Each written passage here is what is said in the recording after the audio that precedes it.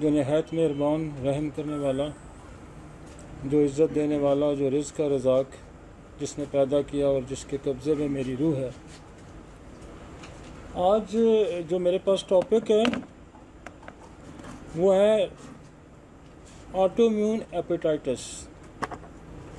Basically hepatitis एक बहुत बड़ा सब्जेक्ट है और मेरी कोशिश होगी कि मैं थोड़ा सा इसका जो बाकी हमारे हेपेटाइटिस है उसका भी हम अहाता करें कि, लेकिन आज चूँकि मेरी जो सीरीज़ चल रही है वो ऑटोइम्यून डिजीज़ चल रही है। ऑटोइम्यून डिजीज़ का जो है कि आपका अपना मदार ऑटोइम्यून हेपेटाइटिस, लेकिन चूँकि इसको मैं मेरा जब जहन में आया कि मैं ऑटोइम्यून को पढ़ाऊँ तो मेरा दिल था कि साथ में इसका कंपैरिजन भी कर दूँ कि जो बाकी हेपेटाइटिस हैं जैसे ए है, बी है, सी है, डी है, ई है और बाकी और भी बहुत सारी वजूहात हैं जो लिवर की इन्फ्लेमेशन की, तो हम उसको भी डिस्कस करेंगे।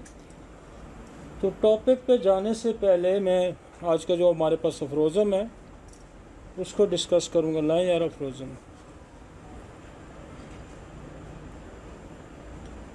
ऑर्गेनिन की क्लॉज है 194। इसमें वो ये कहता है यकीनन ऐसा देखने में आएगा जब एक अद्वियाती मरकब जो कि सही मायनों में होम्योपैथिक दवा हो और तमाम तर अलामात का अहाता करती हो, न सिर्फ अंदरूनी तौर पर बल्कि बैरूनी तौर पर इस्तेमाल करने से शफाई अमल में तेज़ हो जाएगा, क्योंकि मकामी बीमारी के मुतासरा हिस्से पर दवा का अमल इससे तेज़ी तब्दीली वाक़या कर सकता है। अब ये बात वो कर रहा है कि उसने पीछे कोई 6-7 अफरोज़म हमने पढ़े होंगे कि आप मकामी बीमारी को अंदरूनी बीमारी के साथ रिलेट करें। इसको मकामी बीमारी ना समझें कि कोई फोड़ा निकला हो, कोई पिंसी निकला हो, कोई भी जैसे मिज़ल आ गया, इरप्शन है, कुछ और इस किस्म की स्किन की डिजीज़ आ गई है तो आप उसको लोकल नहीं। अब यहाँ एक बात और वो करने जा रहा है, वो ये करने जा रहा है कि आप जब किसी मकामी मर्ज़ को देखते हैं, मकामी मर्ज़ उसने किसको डिफ़ाइन किया था? मकामी मर्ज़ उसने उसको डिफ़ाइन किया था कि आपको चोट लग जाती है, आपको बर्न हो जाता है, कट लग जाता है। इसको उसने डिफ़ाइन किया पिछले अपने अफरोज़म्स में। तो ये उसकी कंटिन्यूटी है। आप इसको ये ना समझ लें कहीं कंफ्यूज हो के, क्योंकि इनको उन अफरोज़म के साथ मिल के पढ़ना है। तो कह गए जी वो इजाज़त दे रहा है कि लोकल भी लगाओ, पीछे तो मना कर रहा था, अब यह इजाज़त दे रहा है। लेकिन उसने यहाँ बड़ा क्लियर किया कि मकामी बीमारी और मकामी बीमारी की डेफिनेशन, लोकल डिजीज़ की डेफिनेशन वो आपको पहले कर चुका है कि लोकल डिजीज़ कौन सी होगी, और 6-7 अफरोज़ों में कि वो होगी चोट लग जाए, कट लग जाए। तो इसका मतलब ये कहने का उसका मतलब है कि जो आप फ़र्ज़ करें आर्निका इंटरनली दे रहे हैं या कैलेंडोला इंटरनली दे रहे हैं या कैंथरस आप इंटरनली दे रहे हैं, तो कैंथरस अगर जल जाए तो लोकली भी लगा सकते हैं, आपको चोट लग जाए तो आप कैलेंडोला लोकल भी लिखा, इसकी इजाज़त दे रहा है। तो ये अफरोज़म थोड़ा सा बाद अगर आप इसको अकेला पढ़ेंगे तो बड़ा हिबाम क्रिएट हो जाएगा। वो क्या कह रहा है कि जी पीछे तो सारे अफरोज़ों में मना कर रहा था कि जी आपने तो लोकल इसको कंसीडर नहीं करना, इसको इंटरनली कंसीडर करना, लेकिन उसने नीचे बड़ी खूबसूरती से क्लैरिफिकेशन भी दे दिया कि मकामी बीमारी का मुतासरा हिस्सा। तो मकामी बीमारी उसने डिक्लेयर की हुई है कि मकामी बीमारी कौन सी होगी, चोट होगी या बर्न हो जाता है, इंजरी हो जाती है, तो उसको हम लोकली, तो इसलिए आप अगर उस पर कैलेंडोला लगाते हैं या आप आर्निका या उसका बना के लगाते हैं तो वो आप कैंथरस की आइनमेंट बना के लगा सकते हैं, तो इसकी परमिशन है। ठीक है जी, आए जी टॉपिक पे।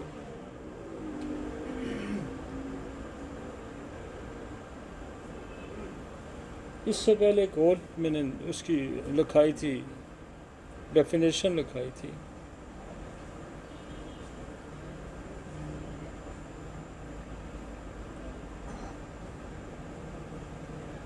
देखिए जी हमारा जो लिवर है ना, लिवर हमारा जो ये आपकी राइट साइड पे, ये पसली के बिल्कुल बैक पे, स्टमक के बिल्कुल ऊपर जुड़ा हुआ है, ये देखें ज़रा, दिस इज़ द लिवर, इसकी ये एनाटॉमी है। और ये जो लिवर है ना, ये पूरी एक आपकी फैक्ट्री है, इसके अंदर बहुत सारे काम हो रहे होते हैं। आपकी यहाँ प्रोटीन का प्रोडक्शन हो रही होती है, यहाँ आपकी शुगर का स्टोरेज यहाँ पे है, विटामिन सारे यहाँ स्टोर होके बनते हैं, जैसे विटामिन डी है वो यहाँ से आके प्रोसेस होता है। तो बहुत सारी केमिकल्स यहाँ, एंजाइम्स बहुत सारे यहाँ बनते हैं उनकी, और फिर जो भी आप डिटॉक्सिफाइड करता है ये लिवर, मतलब आप कोई दवाई खा लेते हैं, कोई जहर खा लेते हैं, कोई फूड पॉइजनिंग हो जाती है, उसको डिटॉक्सिफाइड करना इसका काम है। तो इसके बहुत सारे फंक्शन हैं, और ये फैक्ट्री जब खुद ख़राब हो जाए, ये जो इतना बड़ा ये ग्लैंड है, इसके अंदर खुद जब कोई प्रॉब्लम हो जाएगा तो फिर बहुत सारी डिस्टर्बेंस होंगी। तो थोड़ी सी मैं इसकी इसलिए आपको बताना चाहूँ कि इसकी बड़ी अहमियत है। पुराने तबीब जितने भी गुजरे हैं वो 3-4 आर्गन की बात करते थे, जी लिवर है, स्टोमक है, हार्ट है, ब्रेन है, और इसी की बात होती थी कि अगर इंसान के ठीक हैं तो सारा निज़ाम ठीक है। तो जिगरी डिजीज़, जिगर की जो बीमारियां थी, जिगर की, आज भी किसी हकीम के पास चले जाएंगे तो वो जिगर की बात करेगा कि तुम्हारा जिगर ख़राब है, तुम्हारे जिगर में गर्मी हो गया, मतलब वो आपकी सेक्सुअल जो प्रॉब्लम्स हैं उनको भी जिगर से कोरिलेट करता है। और बहुत सारी बीमारियों का मंबा जो है, सोर्स का है वो जिगर को। हालांकि इंसान का जो बेसिकली जो अब स्टडी आ चुकी है, या अब जहाँ तक साइंस पहुँच चुकी है, वो कहती है सारे आर्गन को परे छोड़ दो, तो आपकी बेसिक एक सेल के अंदर जो डीएनए पड़ा ना, सब बीमारियों की खराबी और ठीक करना उसके ज़िम्मे है। लेकिन अपीरियनली इन फैक्ट्रियाँ, ये फैक्ट्रियों के पीछे कोई ना कोई निज़ाम इन फैक्ट्रियों को ज़रिए ही सारा चल रहा होता है ना। पीछे आपके डीएनए से जो इन्फॉर्मेशन आती है, वो इन्फॉर्मेशन कंप्लीट कहाँ होती है, वो पूरे प्रोसेस कहाँ होता है, वो जैसे लिवर में हो रहा है, किडनी में हो रहा है, ब्रेन में हो रहा है, हार्ट में हो रहा है, फेफड़ों में हो रहा है, वो सारा प्रोसेस कहाँ होता है। समझ आ गई है? तो ये लिवर की बड़ी ही अहमियत है, मतलब लिवर की बहुत बड़ी अहमियत है। और जब लिवर जो है वो खुद अगर बीमार हो जाता है तो फिर तो बड़ा मसला क्रिएट हो जाएगा।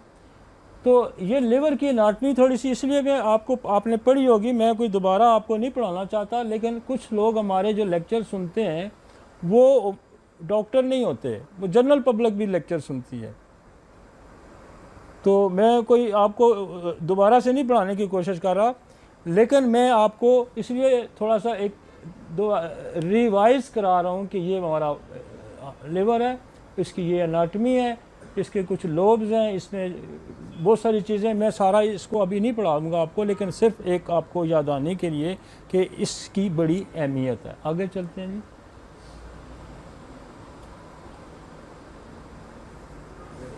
अगली स्लाइड।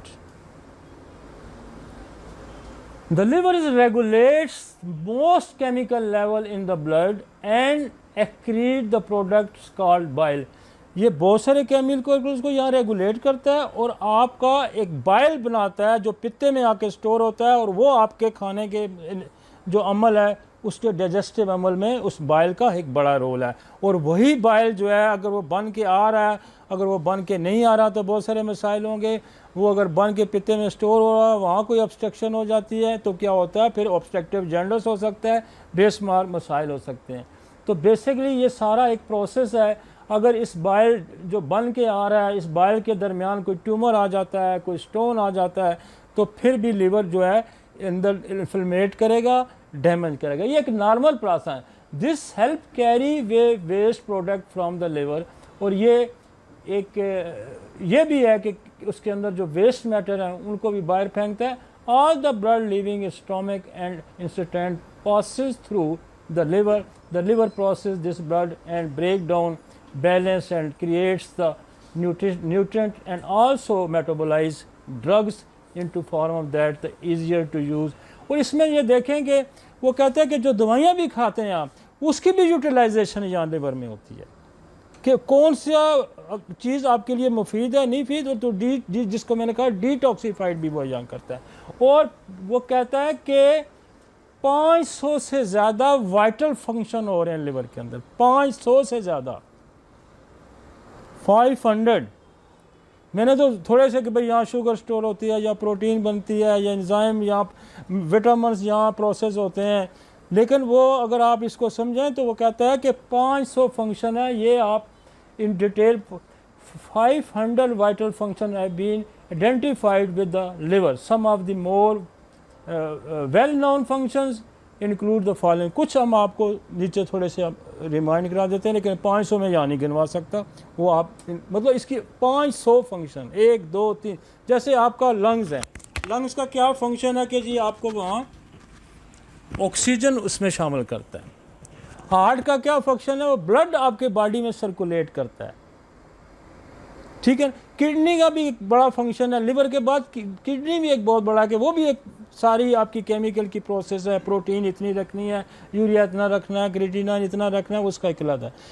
और इसी तरह डाइजेस्टिव सिस्टम का भी एक प्रोसेस है। लेकिन सबसे ज़्यादा बड़ा प्रोसेस जो है वो यहाँ है। पहला क्या था, प्रोडक्शन ऑफ बाइल, बाइल वहाँ बनता है, which help carry away waste and break down fats in the small, ये चर्बी को डिज़ोल्व करता है।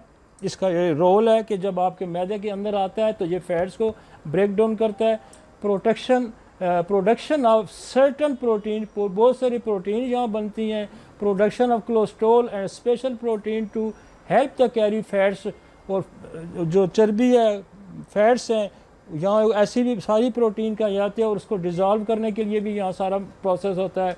कन्वर्जन ऑफ एक्सेस ग्लूकोज, जो ज़्यादा ग्लूकोज आपकी बॉडी में जमा होता है तो वो क्या करता है, यहाँ स्टोर करता है किसकी, ग्लूकोजन फॉर्म में, कि फिर जब आपको बॉडी को ज़रूरत होती है तो वो ग्लूकोजन फॉर्म से निकल के फिर ग्लूकोज, तो जितना ग्लूकोज एक्सेस होता है वो इंसुलिन के प्रोसेस से यहाँ स्टोर होता है।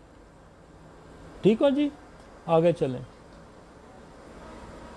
Regulate of blood level of the immuno acid, amino acid देखें जी एक बहुत बड़ा प्रोसेस है उसका, आपकी एनर्जी का लेवल है, जिसे बल्कि मैंने एक नई बल्कि दवाई भी हमने इंट्रोड्यूस करवाई है, बल्कि अभी तो हमारे फार्माकोपिया भी नहीं है, लेकिन अभी हम इंडिया में उसका कोई शुरू हो रही है L-अर्जिनिन के नाम से, जो ये है अमीनो एसिड, और वो यूज़ होती है आपकी बहुत सारी एनर्जी लेवल्स को इम्प्रूव करने के लिए, सेक्सुअल पावर्स को इम्प्रूव करने के लिए, आपका जनरल हार्मोन्स को इम्प्रूव, ग्रोथ हार्मोन को वो ठीक करती है। लेकिन वो चूँकि पहले होम्योपैथिक नहीं थी, एलोपैथिक में ये यूज़ हो रही थी, तो इंडिया में किसी कंपनी ने 3X में लॉन्च किया, तो मैंने भी अभी ये प्रोसेस करवाई है, और मैं अभी कोई महीना 15 दिन से हम इसको लोगों को इस्तेमाल करा रहे हैं, शुगर वाले मरीज़ों को, वीक मरीज़ों को, जिससे ये बेस एक किस्म की सेल एनर्जी प्रोवाइड करती है, टिश्यू एनर्जी प्रोवाइड करती है, ये ब्लड के फ्लो को ठीक करती है। तो उसको मैं एक प्रोसेस से हम गुजर रहे हैं, अल्लाह करेगा उसके रिज़ल्ट आएंगे तो मैं उसके सारे रिज़ल्ट आपके सामने रखूँगा, लेकिन हमने उसको एज ए होम्योपैथिक मेडिसिन के तौर पर अभी यूज़ करना शुरू किया है।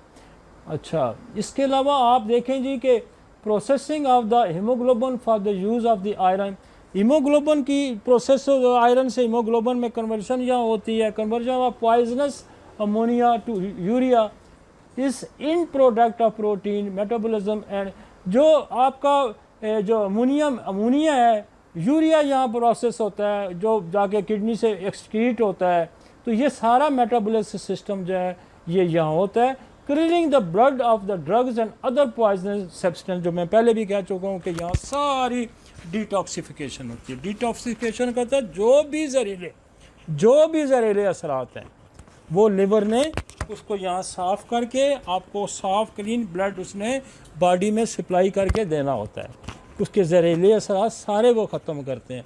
तो जब वो बार बार ये खुद बीमार हो जाएगा तो वो प्रोसेस करना बड़ा मुश्किल हो जाएगा। ठीक है जी, आगे चलते हैं।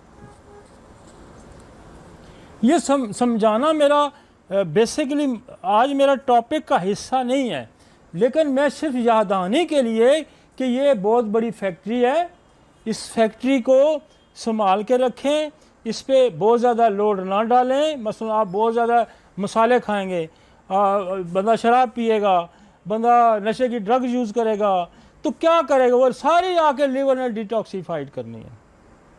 वो सारी किसने डिटॉक्सीफाइड करनी है, लीवर।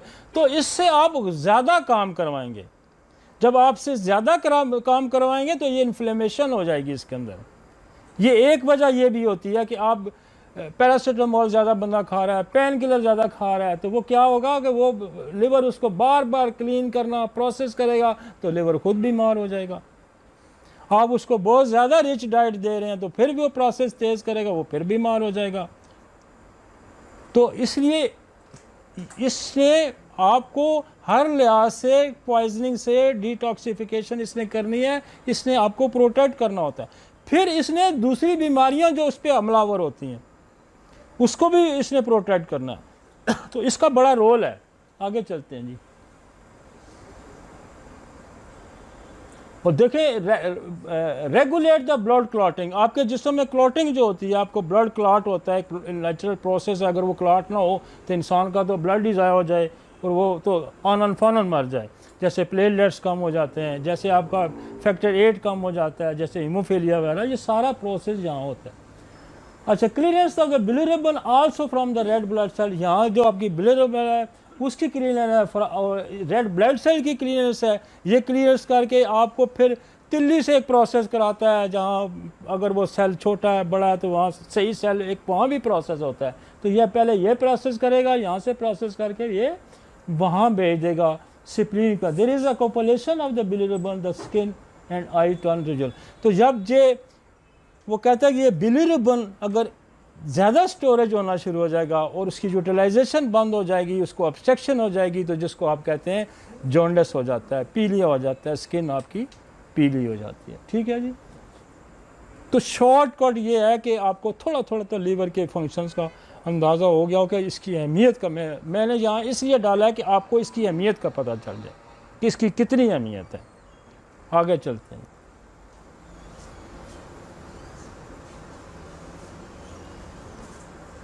टॉपिक, अब आज जो हमारा जो टॉपिक था वो है ऑटोइम्यून हेपेटाइटिस। हमने आपको ये समझाया हुआ है, पिछले मेरे 7-8 लेक्चर आ रहे हैं कि आपका जो मदाफ़ती निज़ाम है बहुत सारा, काफ़ी सारा बड़ा मदाफ़ती निज़ाम है। आपकी स्किन है, आपके लिप्स है, आपके नाक के अंदर मदाफ़ती, आपके गले के अंदर है। अल्टीमेटली जो मदाफ़ती निज़ाम है आपका वो है ब्लड के अंदर। और ब्लड के अंदर कौन सा सेल्स हैं जो मदाफ़ती निज़ाम का हिस्सा हैं, वो है WBC। और WBC के अंदर क्या है, मैक्रोफेजेस हैं, T सेल है, B सेल है, जिसने मदाफ़त करनी होती है। पूरी कोई भी फॉरेन बॉडी जब आप पे हमलावर होती है तो वो जो है आपका T सेल जो है वो एक्टिव हो जाता है और उसने क्या करना होता है, उसके खिलाफ फ़ाइट करनी होती है। मैक्रोफेजेस ने फ़ाइट, बल्कि वहाँ जो ये मैक्रोफेजेस जो होते हैं तो खुद बम्बाट, बल्कि कहते हैं ना खुदकश बम्बाट होते हैं कि ये मारते भी हैं मरते भी हैं। और फिर इन्होंने T सेल ने एक B सेल है हमारा बॉडी के अंदर, उसको इन्फॉर्म करना होता है कि देखें मेरे पास जो फ़ौज थी, हमारी अपनी जो फ़ौज थी, वो फ़ौज अब नाकारा साबित हो रही है। ये बाहर से जो एंटीबॉडी आ गई हैं, जो फॉरेन बॉडी आ गई हैं, ये बहुत ज़्यादा है। तो B सेल क्या करता है, उस फॉरेन बॉडी की तरह अपने अंदर से नई एक फ़ौज बनाता है। अब वो जो नई फ़ौज बनती है उसने क्या करना होता है कि दुश्मन को मारना है। अब वो जब दुश्मन को मारती है तो वो अगर वीक है, उसकी मेमोरी ठीक नहीं है, वो स्ट्रॉन्ग नहीं है, तो वो क्या करती है कि दुश्मन को भी मारती है, उससे मिलते जुलते सेल अपने बॉडी को भी मारना शुरू करती है। जैसे आपने गांव में देखी होगी लड़ाई, आपके महाजों पे लड़ाई होती है तो दुश्मन को मारते मारते 4 बंदे अपने भी लोग मार देते हैं। तो ये कंफ्यूज होके वो क्या करता है कि अपने जिस्म पे अटैक कर देता है। तो यहाँ क्या करता है कि वो एंटीबॉडी जो B सेल ने बनाई थी, जिसने फॉरेन बॉडी, चाहे वो कोई भी है, चाहे वैक्सीन के बाद आपका इम्यून सिस्टम एक्टिवेट हुआ, चाहे खसरा आया तो आपका सिस्टम जो है एक्टिवेट हुआ, चाहे मलेरिया आया, चाहे डेंगू आया, किसी भी फॉरेन इन्वेडर की वजह से आपका इम्यून सिस्टम एक्टिवेट हुआ और उसको उसने अटैक किया फॉरेन बॉडी को, और साथ ही उसने अपनी बॉडी पे भी अटैक कर लिया। तो यहाँ क्या होता है कि ये जो है, ये अगली स्लाइड दिखाएं इस पे, ये जो करता है, ये एंटीबॉडी जो आपकी बनती है, इसने फॉरेन बॉडी को अटैक किया और साथ लिवर के सेल को मारना शुरू कर दिया, लिवर के cell. An autoimmune disease that attack and inflammate the liver. Symptom, ये तो खैर सिम्टम, इसका मतलब ये है कि ये इसने लिवर पे अटैक कर दिया, साथ इसने फार खसरे के ख़िलाफ़ अटैक किया, साथ इसने डंगी के ख़िलाफ़ अटैक किया, साथ ही क्या किया कि लिवर पे भी अटैक कर दिया। पहले जो हमने पढ़ा था वो बेशुमार और हमने डिजीज़ पढ़ी थी कि उसने किसी और सिस्टम पे अटैक कर दिया। अब ये हमारा जो है इसने कहा है कि ये इसने, अब होता ही है कि ऑटोइम्यून हेपेटाइटिस की पैथोजेनेसिस आपने थोड़ी सी समझी है कि इसके अंदर क्या होता है कि ये बेसिकली आपका ये HLA जो एपिटॉप्स है, एपिजेनेटिक्स है, कुछ इसके अंदर वो कह रहा है कि जेनेटिक फैक्टर्स हैं। जेनेटिक फैक्टर की वजह से आपका जो इम्यून सिस्टम है वो वीकनेस की वजह से वो डायरेक्ट टारगेट हिट नहीं कर रहा, वो कमज़ोर है और इम्यून सिस्टम वीक है, लिहाजा वो शनाख्त करने में गलती करता है। जब शनाख्त करने में गलती करता है तो वो कहीं ना कहीं अटैक करता है। तो वो कहता है आपको कि आप कोई जेनेटिक फैक्टर पे गौर करें। एक तो हम ये कहते हैं ना कि जी आपको फ़र्ज़ करें कोई वैक्सीन लगी है, कोई वैक्सीन लगी है, तो उससे क्या हुआ, आपका सिस्टम एक्टिवेट हुआ और उस जिसके ख़िलाफ़ वैक्सीन लगी उसको तो उसने मारने की कोशिश की, लेकिन साथ अपने बंदे पे भी अटैक कर दिया। एक वो कहता है कि ये इसकी एक कमज़ोरी और भी हो सकती है, क्योंकि जेनेटिक फैक्टर्स भी हो सकता है। कि फ़र्ज़ करो जेनेटिक फैक्टर क्या हो सकता है, आपका कोई जीन वीक आता है, 30,000 जीन्स हैं, उसमें से कोई जीन भी वीक हो सकता है। मसलन फैमिली में टीबी चल रही थी, दादे को टीबी थी, तो वो जेनेटिकली उसका DNA के अंदर जो जेनेटिक वीकनेस आ गई। अब जब उस पर किसी और ने अटैक किया तो वो प्रॉपरली अपना डिफेंस नहीं कर सका, उसको भी मारा, उसको भी मारा, उधर भी मारा, अपने आप को भी मारा। तो वो कहता है कि जेनेटिक फैक्टर्स को ज़रूर एड्रेस करें कि हिस्ट्री क्या थी उस बंदे की फैमिली के अंदर। अब लोग कहते हैं कि जी मुझे, मेरे बाप को भी ऑटोइम्यून था, मुझे भी ऑटोइम्यून है, तो ये तो वरासतन शिफ्ट हो गया कि मदाफ़ती निज़ाम इतना वीक है कि वो टारगेट को अचीव नहीं कर रहा। अब वो और भी वजह बता रहा है कि बहुत सारे वायरस हैं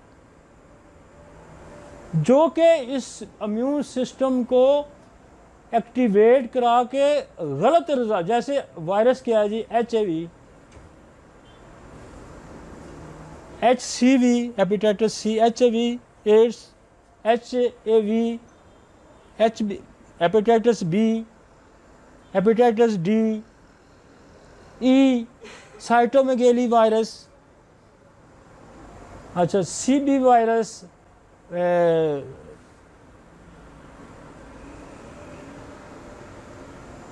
एक और MS वायरस, अच्छा ड्रग्स। अब वो कहता है कि बहुत सारी जो ड्रग्स हैं, चाहे वो एलोपैथिक हैं, चाहे वो हर्ब्स हैं, ये भी इसको वीक करती हैं। समझ आ गई? आगे चलें। अब ये दिस इज़ द नॉर्मल, ये देखें जो एंटीबॉडीज़ हैं, ये लिवर को प्रोटेक्ट करने के लिए, ये बाहर से जो आ रहे हैं इनको मारने के लिए दौड़ रहा है, इस लिवर को इसने प्रोटेक्ट किया हुआ है, ठीक है ना। Immune cell attacking virus and bacteria, ये उन पे अटैक कर रहा है। This is the normal function. अब नॉर्मल क्या हो गया कि इसने ये लिवर पे अटैक कर दिया, ये देखा, और इसको जख्मी कर दिया। समझ आ गई? यहाँ नॉर्मल फंक्शन है कि फॉरेन बॉडी के खिलाफ अटैक है, और यहाँ नॉर्मल फंक्शन है कि अपने खिलाफ अटैक। और समझ आ गई जी इतनी सारी बात। अब कंपैरिजन क्या है?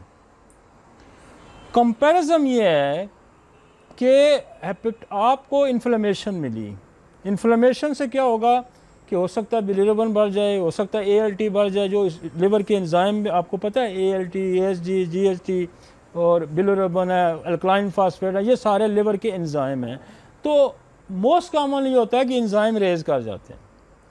फिर जब हम इसका अल्ट्रासाउंड करवाते हैं, स्कैनिंग करवाते हैं, तो लिवर में इन्फ्लेमेशन आ जाती है। तो अब हमें ये जज करना है कि ये इन्फ्लेमेशन जो है ये ऑटोइम्यून की वजह से है, ये इन्फ्लेमेशन हेपेटाइटिस A की वजह से है, B की वजह से है, C की वजह से है। ये आपने इसको डिफरेंट, और बेहतरीन डॉक्टर वो ये है कि जो इसको आइडेंटिफाई करे, डिफरेंशिएट करे और फिर इसका कोई हल निकाले। अब कोई 70-80 के करीब मैंने दवाइयाँ आपके सामने रखनी हैं जो कि इन्फ्लेमेशन ऑफ लिवर पे इस्तेमाल होती हैं। 70-80 दवाइयाँ, हमने 70-80 तो नहीं देनी, हमने इसको आइडेंटिफाई करना है कि ये बी की वजह से है, ये इम्यून सिस्टम की वजह से है, ये सी है, ये डी है, ये कोई ऑब्स्ट्रक्टिव जॉन्डिस हुआ, ये कोई मलिग्नेंसी तो कहीं नहीं हुई, कहीं बाइल डक्ट तो नहीं बंद हो गई उसकी वजह से इन्फ्लेमेशन हो गई, कहीं फूड पॉइजनिंग की वजह से इन्फ्लेमेशन नहीं होगी। तो ये सारी चीज़ें हमने आइडेंटिफाई करनी, और ये आइडेंटिफाई इस दौर में बाकायदा से हो जाती हैं। इसके सर्टन टेस्ट हैं वो हमने करा लेने हैं, और उसके बाद हम इसको सेपरेट करते जाएंगे। और हम इसको फर्ज करें हेपेटाइटिस सी आ जाता है, तो फिर हमने क्या करना है, हमारे पास हेपेटाइटिस सी का नसोड मौजूद है। दवाइयाँ बाद दफ़ा वही इस्तेमाल होंगी, आपको नज़र आएंगी, चिरिडोनियम हो रही है, लाइको हो रही है, चुनेंथिस हो रही है, कॉर्डुवस मैरिनस हो रही है, क्रोटेलस हो रही है, लेकिन मैंने दवाइयों के आपके सामने एक ग्रुप भी रखने हैं। पहले स्टेज की कौन सी दवाइयाँ हैं, दूसरे स्टेज की कौन सी दवाइयाँ हैं, तीसरे स्टेज की कौन सी दवाइयाँ, पॉइजन ग्रुप कौन सा है, मिनरल ग्रुप कौन सा है, सारकोड कौन से हैं, नोसोड कौन से हैं। तो आपको आपके पास ड्रग्स की एक तरतीब होगी कि ये होगा तो मैंने ये करना है। पर लिवर में एक छोटी सी खराबी के लिए जब कोई दवाई आपने यूज़ करनी है, फर्ज जी एकोनाइट यूज़ करनी है, फर्ज जी आपने चिलिडोनियम यूज़ करनी है, फिर लिवर की अल्टीमेट खराबी क्या होगी कि वो सुकड़ जाएगा, टूट जाएगा, तो वहाँ आपने क्या करना है। तो वो थोड़ा थोड़ा हम एक एक दो लाइनें आपको समझाने की कोशिश करेंगे। ठीक है जी, लाइन जी, आगे चलते हैं, आगे चलते हैं। ये बड़ा करें, बड़ा करें। अब वो कहता है जब इन्फ्लेमेशन होगी, चाहे वो हेपेटाइटिस सी की वजह से है, चाहे ए की वजह से है, किसी वजह से लिवर के अंदर जब इन्फ्लेमेशन, उसके अंदर ख़राबी शुरू होगी, तो पहली अलामत बंदा कहा कि क्या क्या मेरी ये भूख कम हो गई है, लॉस ऑफ एपिटाइट। वो बच्चे को जी 5-4 दिन से भूख नहीं है, बाद में पता चला आंखें पीली, जाके टेस्ट कराया तो बिलीरुबिन आई है, मज़ीद टेस्ट कराया ए बी सी डी तो कोई और वायरस भी निकल आया। ठीक है जी, फिर और मज़ीद किसी स्पेशलिस्ट के हथे चढ़ा, तो फिर और उसने क्या किया कि उसने फिर वो भी ये तो इम्यून ऑटो इम्यून हेपेटाइटिस आपको, तो ये फिर और इन्वेस्टिगेशन जी, स्कैन करा लें जी, सीटी स्कैन कराते हैं, हो सकता है जी कोई ट्यूमर निकल आया जी, हो सकता है जी गॉल ब्लैडर ऑब्स्ट्रक्शन आ गई जी, हो सकता है जी स्टोन आ गया जी। तो फिर ये इन्वेस्टिगेशनें बढ़ती जाएंगी, बढ़ती जाएंगी, समझ आई है। तो पहली अलामात वो कहता है कि क्या करेगी, लॉस ऑफ एपिटाइट। ये देखें उसने चमचे चुमचे बनाए कि खाना शाना बंद कर देगा। फिर क्या होगा, फिर राइट अपर एब्डोमेन में पेन आ जाएगा, यहाँ दर्द आ जाएगा। ये जब कोई बंदा आपके पास कंप्लेन करता है इधर आके, तो आप समझें कि लिवर में कोई ख़राबी आ गई। ये लिवर, ये यहाँ लिवर है ना, ये पसली के बिल्कुल पीछे, ठीक हो गया जी। फिर क्या, एब्डोमिनल ब्लोटिंग होगी, थोड़ा सा सूज जाए जी, वो कह रहा जी मेरा पेट भी सूज जाएगा। तो ये फिर होगा क्या, फिर थोड़े दिन 5-7 दिन 10 दिन गुजर गए तो आँखों में पिलहाट आनी शुरू हो जाएगी। अब ये एक बात और मैं बताऊं कि बाज़ हमारी जो हेपेटाइटिस हैं, जैसे सी है, इसमें बाज़ दफ़ा कई साल जो है ना आपके एंजाइम ख़राब नहीं होते, एक्यूट लेवल पे थोड़े आए जाएंगे, और जितना कराने जाएगा सारे नीचे आने शुरू हो जाते हैं। तो उसमें फिर हम वायरस का जब टेस्ट कराते हैं, क्योंकि हेपेटाइटिस सी का जो वायरस है वो बड़ा ही, दुनिया में 2 वायरस, स्पेशली 2 वायरस, एक जो हेपेटाइटिस सी है और HIV का जो वायरस है, ये सबसे ज़्यादा मुश्किल ट्रीटेबल है, इसका इलाज सबसे ज़्यादा मुश्किल है। इसकी एक वजह है, इसकी वजह है कि एड्स और जो सी का वायरस है, इनमें ये कदर मुश्तरक है कि ये जब इनकी अभी तक वैक्सीन नहीं बन सकी, और वैक्सीन ना एड्स की बन सकी ना हेपेटाइटिस सी की बन सकी। ये इसलिए बन सकी कि ये जब रेप्लिकेट होता है एक वायरस से दूसरा वायरस, तो ये अपनी समझें कि शेप चेंज कर जाता है, अपना कोड चेंज कर जाता है। फ़र्ज़ करें जी ये इस शक्ल का था, तो हमने इस शक्ल की एंटीबॉडी बनाई, तो जो डुप्लीकेट होगा वो इस शक्ल का आ जाएगा। वो गद्दा था तो घोड़ा बन गया, घोड़ा था तो कचर बन गया। तो इसलिए आपने जो वैक्सीन बनानी है वो एक दफ़ा उसको जब आप आइडेंटिफाई करेंगे आपने उस टाइप की बनानी है, जब आप उसको यूटिलाइज़ करेंगे तो अगले तो बच्चे देगा वो बच्चे कोई और ही होंगे। लिहाजा एड्स और HIV पे अभी तक कोई भी वैक्सीन जो है नहीं बन सकती, क्योंकि ये कोड चेंज कर जाता है जब ये डुप्लीकेट करता है। जब ये एक वायरस से दूसरा वायरस बनता है तो ये अपनी शक्ल ही बदला लेता है। लिहाजा बी की वैक्सीन अवेलेबल है, इसकी वैक्सीन अवेलेबल नहीं, कि बी का जो एंटीजन है वो जब आप उसको वो शनाख्त जब डुप्लीकेट करता है, एक से दूसरा बनता है, तो वो अपनी शक्ल नहीं बदलता। लिहाजा बी प्रोटेक्टिव है, सी पी को। लेकिन मैंने सबसे पहले 93 में मैंने इस पे 93 में जब ये 87 में ये आया था, और मैंने 93 में पिंडी में इस पे जो है ना हेपेटाइटिस सी पे कॉन्फ्रेंस की थी। और मैंने उसको उस वक्त जो यूनान में यरकान फैला था जिसको काला यरकान कहते हैं, वहाँ तक हमने स्टडी की थी। और मैंने उस वक्त प्रिडिक्ट किया था, ये 93 की बात है, कि ये काबू नहीं आने वाला। वो जो उस वक्त ही बंदे जो काले यरकान ने मारे थे, वो क्या करता था कि वो लोगों के रंग स्याह हो जाते थे, और अल्टीमेटली वो मरते कैसे थे कि वो ब्लड वोमिट करते थे। अच्छा, हेपेटाइटिस सी में भी यही होता है कि ये रंग ब्लैक आस्ता आस्ता इसका होता है, और जब उल्टियाँ इस करता है ब्लड की, तो ब्लड की उल्टियाँ करते हुए ये मर जाता है। तो मैंने इसकी रिजेम्बलेंस में कि इसकी उस वक्त चूँकि वायरस आइडेंटिफाई नहीं था, और आज वायरस आइडेंटिफाई है, ये बिल्कुल उससे मिलता जुलता है। और कई 100 साल बाद ये दोबारा आया है, कई 100। जो हेपेटाइटिस बी है ये 1970 में आइडेंटिफाई हुआ बी, और ये आके 87 में आइडेंटिफाई हुआ था। और मैं वो पहला बंदा हूँ होम्योपैथिक में जिसने इस पे बात की थी, और हमने इस पे पूरा डिटेल इस पे मैंने रिसर्च की थी, और उसके बाद मैंने बेशुमार जगह पे इस पे हमने पूरा वर्क किया। फिर हमने इसको समझा कि ये कोड कैसे चेंज करता है, ये रिप्लिकेट होता है। लेकिन उसी ज़माने में एक WHO ने एक सर्वे किया था, उसी ज़माने में, ये 93-4 की बात है।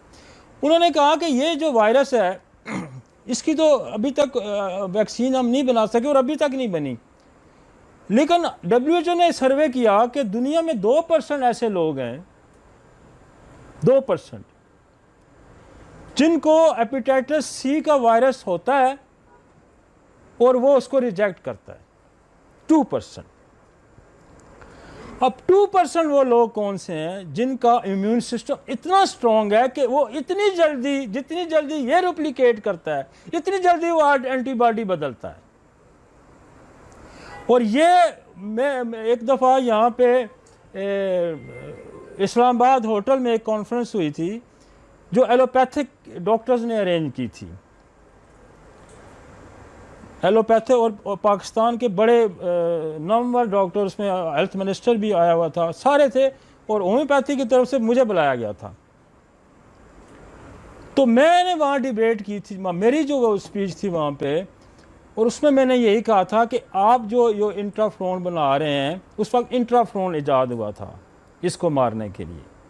मैंने कहा ये इससे ख़त्म नहीं होगा, बल्कि ये लिवर को डैमेज करेगा और ये कॉम्प्लिकेशन में जाएगा। और उस वक्त मैंने ये कहा था कि हर इंडिविजुअल को इंडिविजुअलाइज करके आप इसका वजह दरियाफ्त करें कि इसका इम्यून सिस्टम क्यों वीक हुआ। और मैंने उस वक्त हमने कोई 12,000 केस रजिस्टर किया था। उस वक्त मैंने कैंपिंग की थी और हमने 12,000 केस रजिस्टर किया था।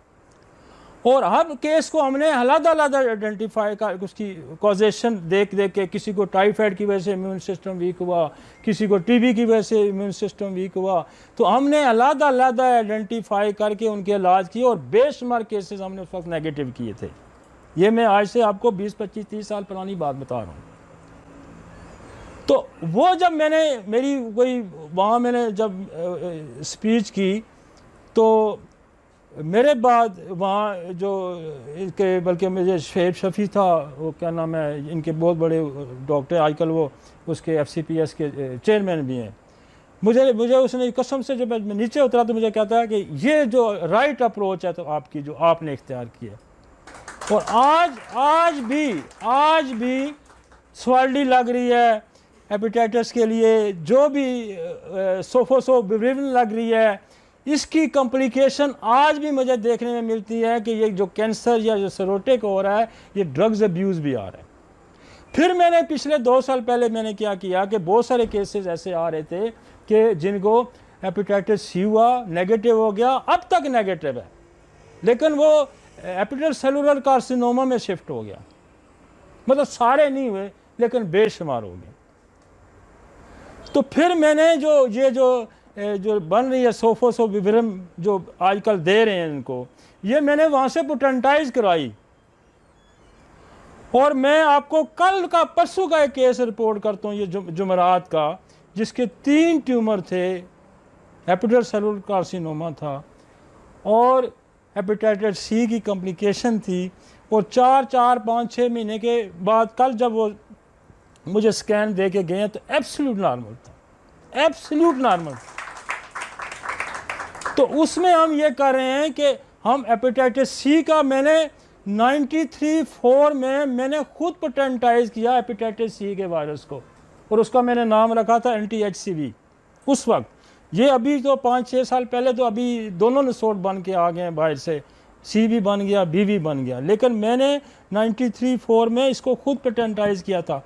मैंने लेबॉर्ट्री से जाके यहाँ लेके उसका लिवर का वो पोर्शन जो मुतासरा था उसको लेके फिर उसको बाकायदा 15 दिन उसको रखा और फिर उसको पेटेंटाइज किया, और उससे हमने बेशुमार रिजल्ट लिए थे। तो लिहाजा इस सब्जेक्ट पे तो मैं पिछले 25-30 साल से काम कर रहा हूँ, और अभी भी जब इसकी कॉम्प्लिकेशन आई तो मैंने ये जो सोफोसोविरिन आजकल यूज़ हो रही है, इसको मैंने वहाँ से 1M200 में पोटेंटाइज करवा के लाएंगे, तो मैं बड़ी कसरत से हम इसको यूज़ करते हैं। आगे चलेंगे और आगे। अच्छा, इसमें रोको यार, यहाँ पे ये है इसकी डायग्नोसिस, यानी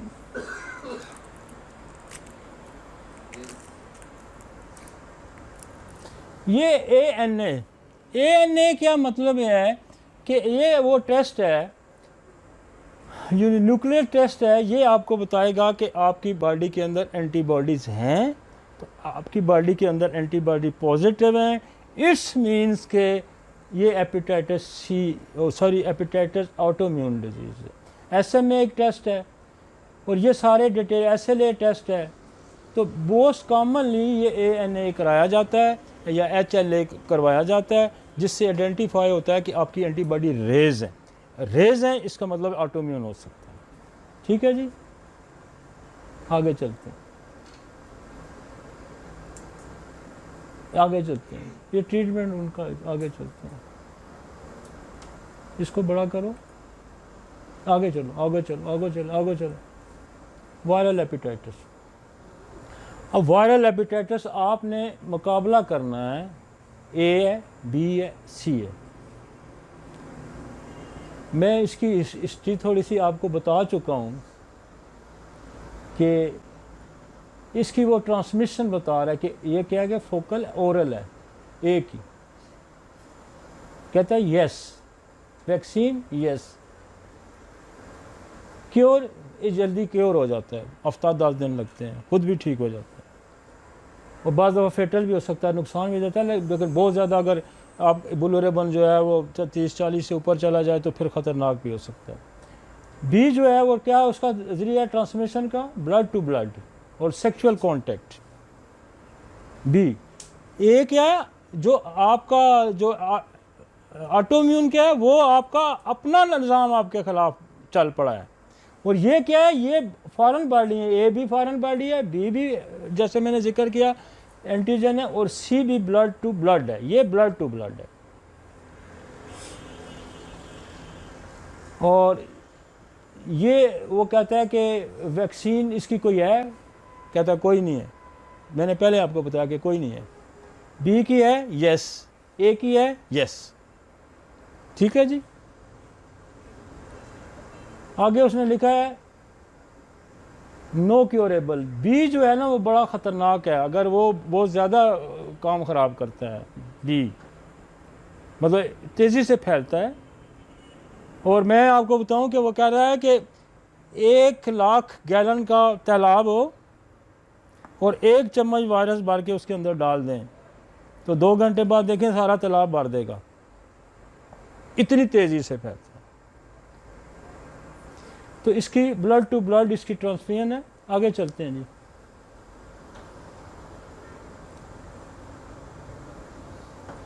ए के सोर्सेज क्या हैं? वो कहता है फिशिस है, फिशिस से भी फैल सकता है। बी क्या ब्लड टू ब्लड, वो कुछ बातें दोबारा कर। आगे चलें जी।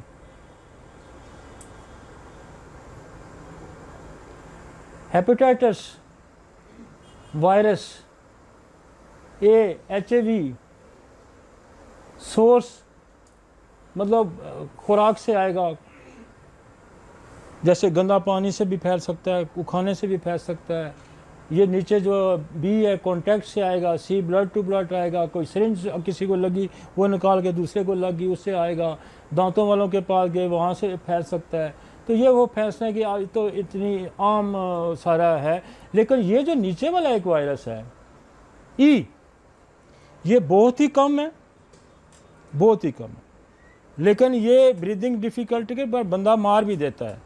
ये जो ई है बहुत ही कम है और ये बहुत ज़्यादा फेटल है। आगे चलेंगे, आगे चलते हैं।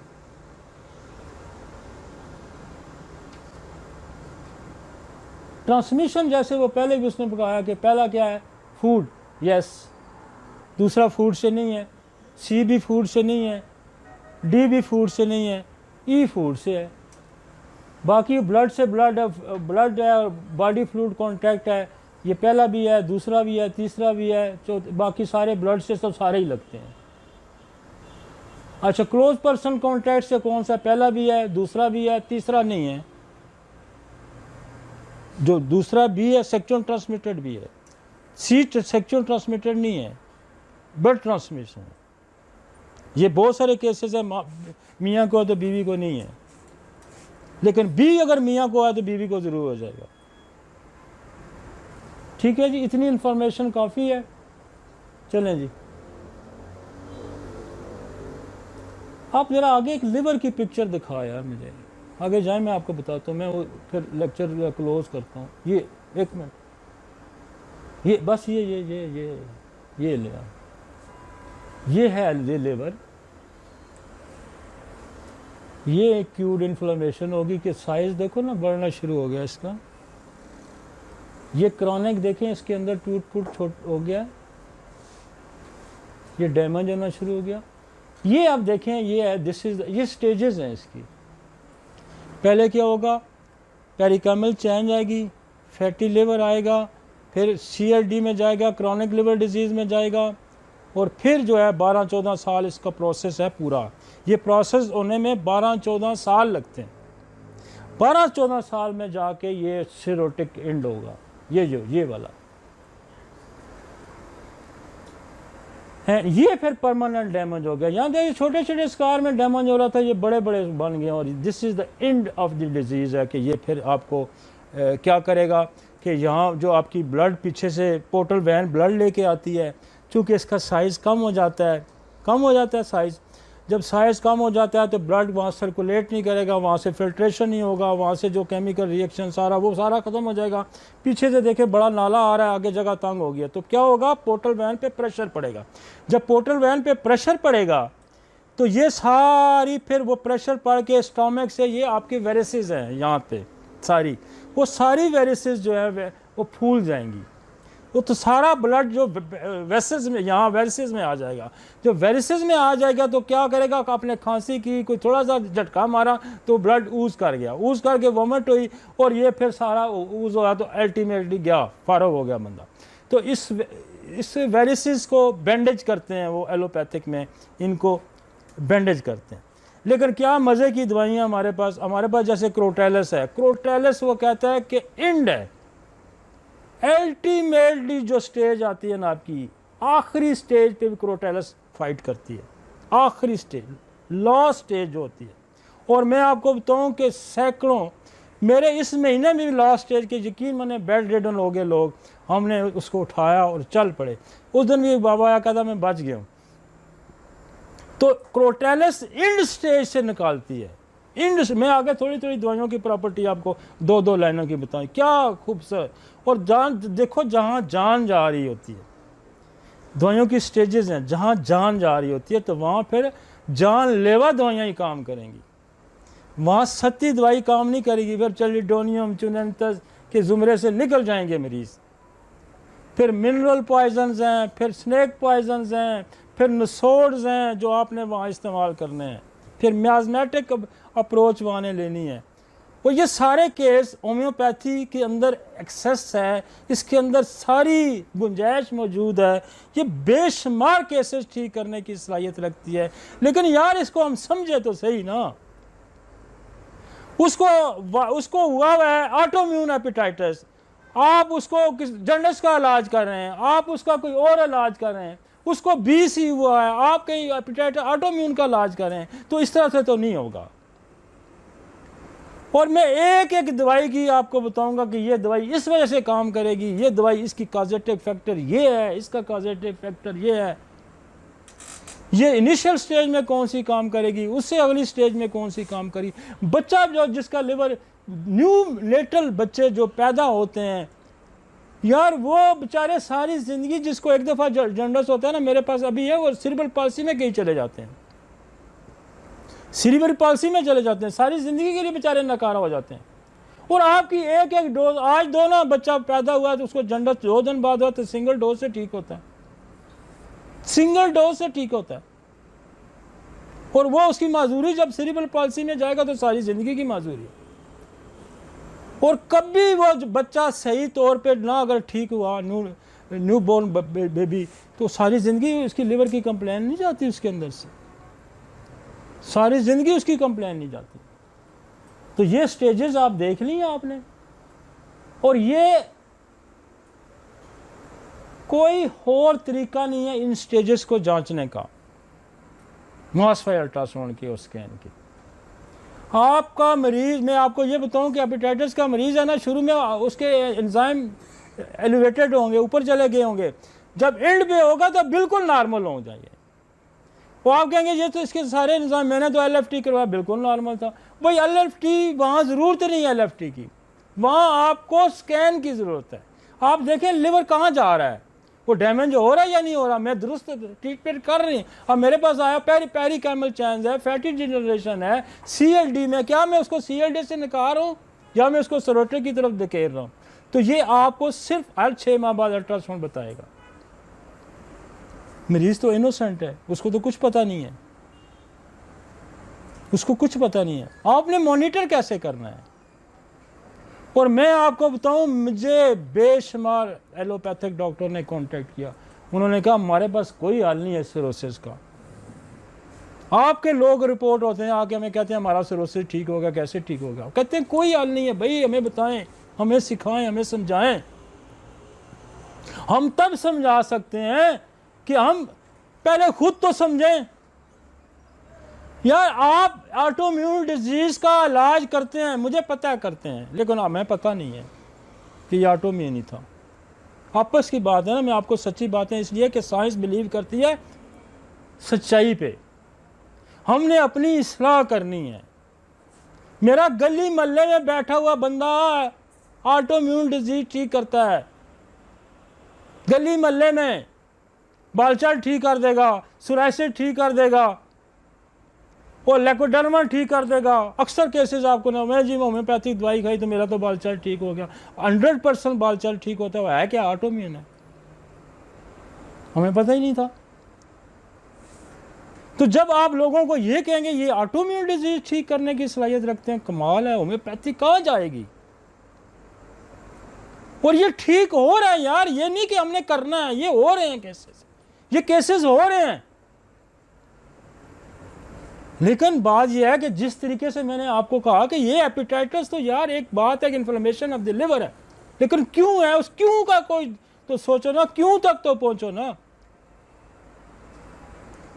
जब आप क्यों तक पहुंचेंगे तो फिर उसका हल निकलेगा। दुनिया में कोई, चाहे वो सोशल, चाहे वो इकोनॉमिक, चाहे वो पॉलिटिकल मसाइल हैं, उनका एक ही लॉ ऑफ नेचर में खुदा ने हल रखा हुआ है कि what is the cause and what is the remedy. उसका कॉज क्या है, उसकी रेमेडी क्या है। आगे चलेंगे।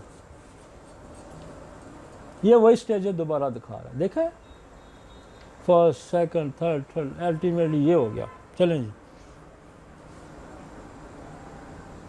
आगे। आगे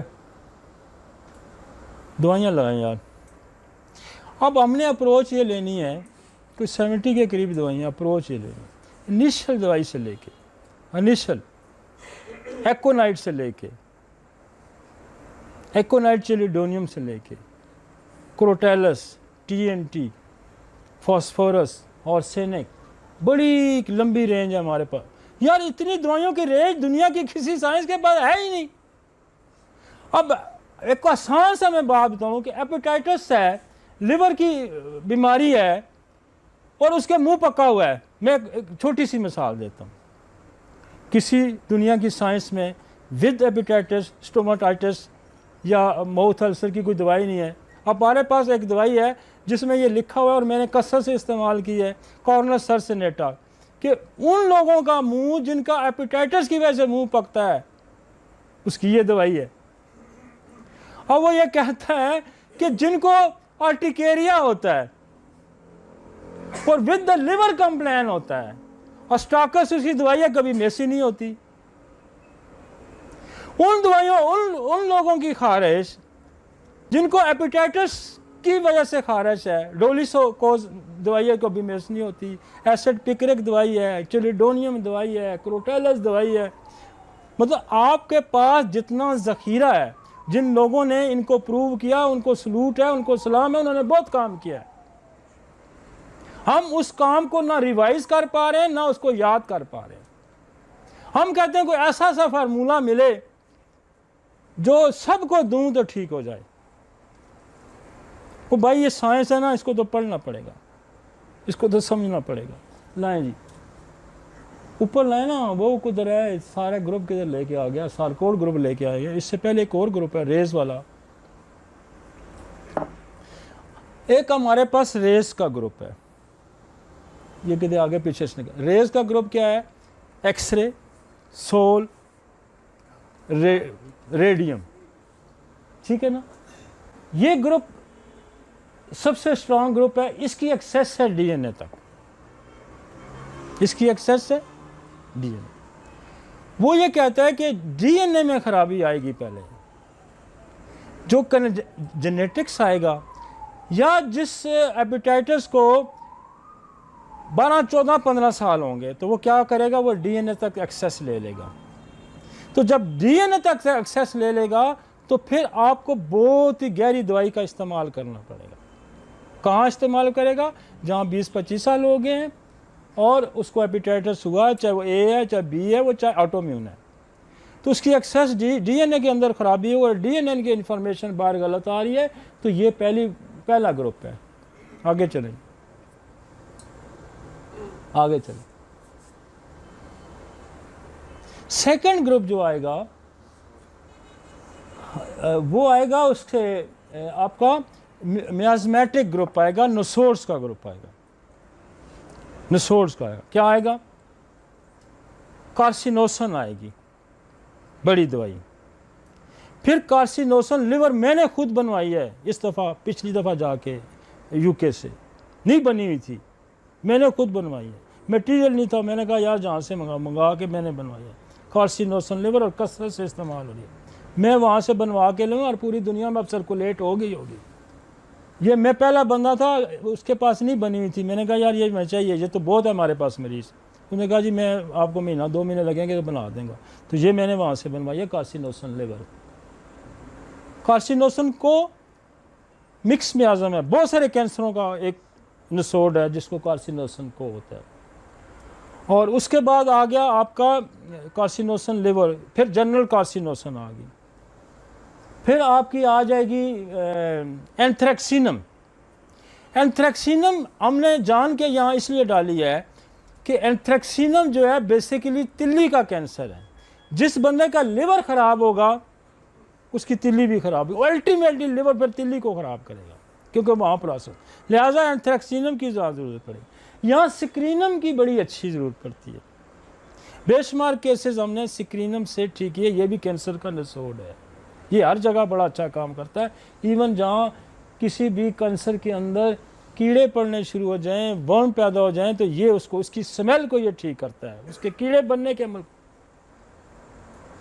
फिर आपका आ गया ट्यूबरकुलोनियम, टीबी इटसेल्फ या फैमिली हिस्ट्री। फिर आ गया बेसिलिनियम, दोनों मिलती जुलती हैं, ये थोड़ा औलात रखती है, ये ज़रा तेज़ है।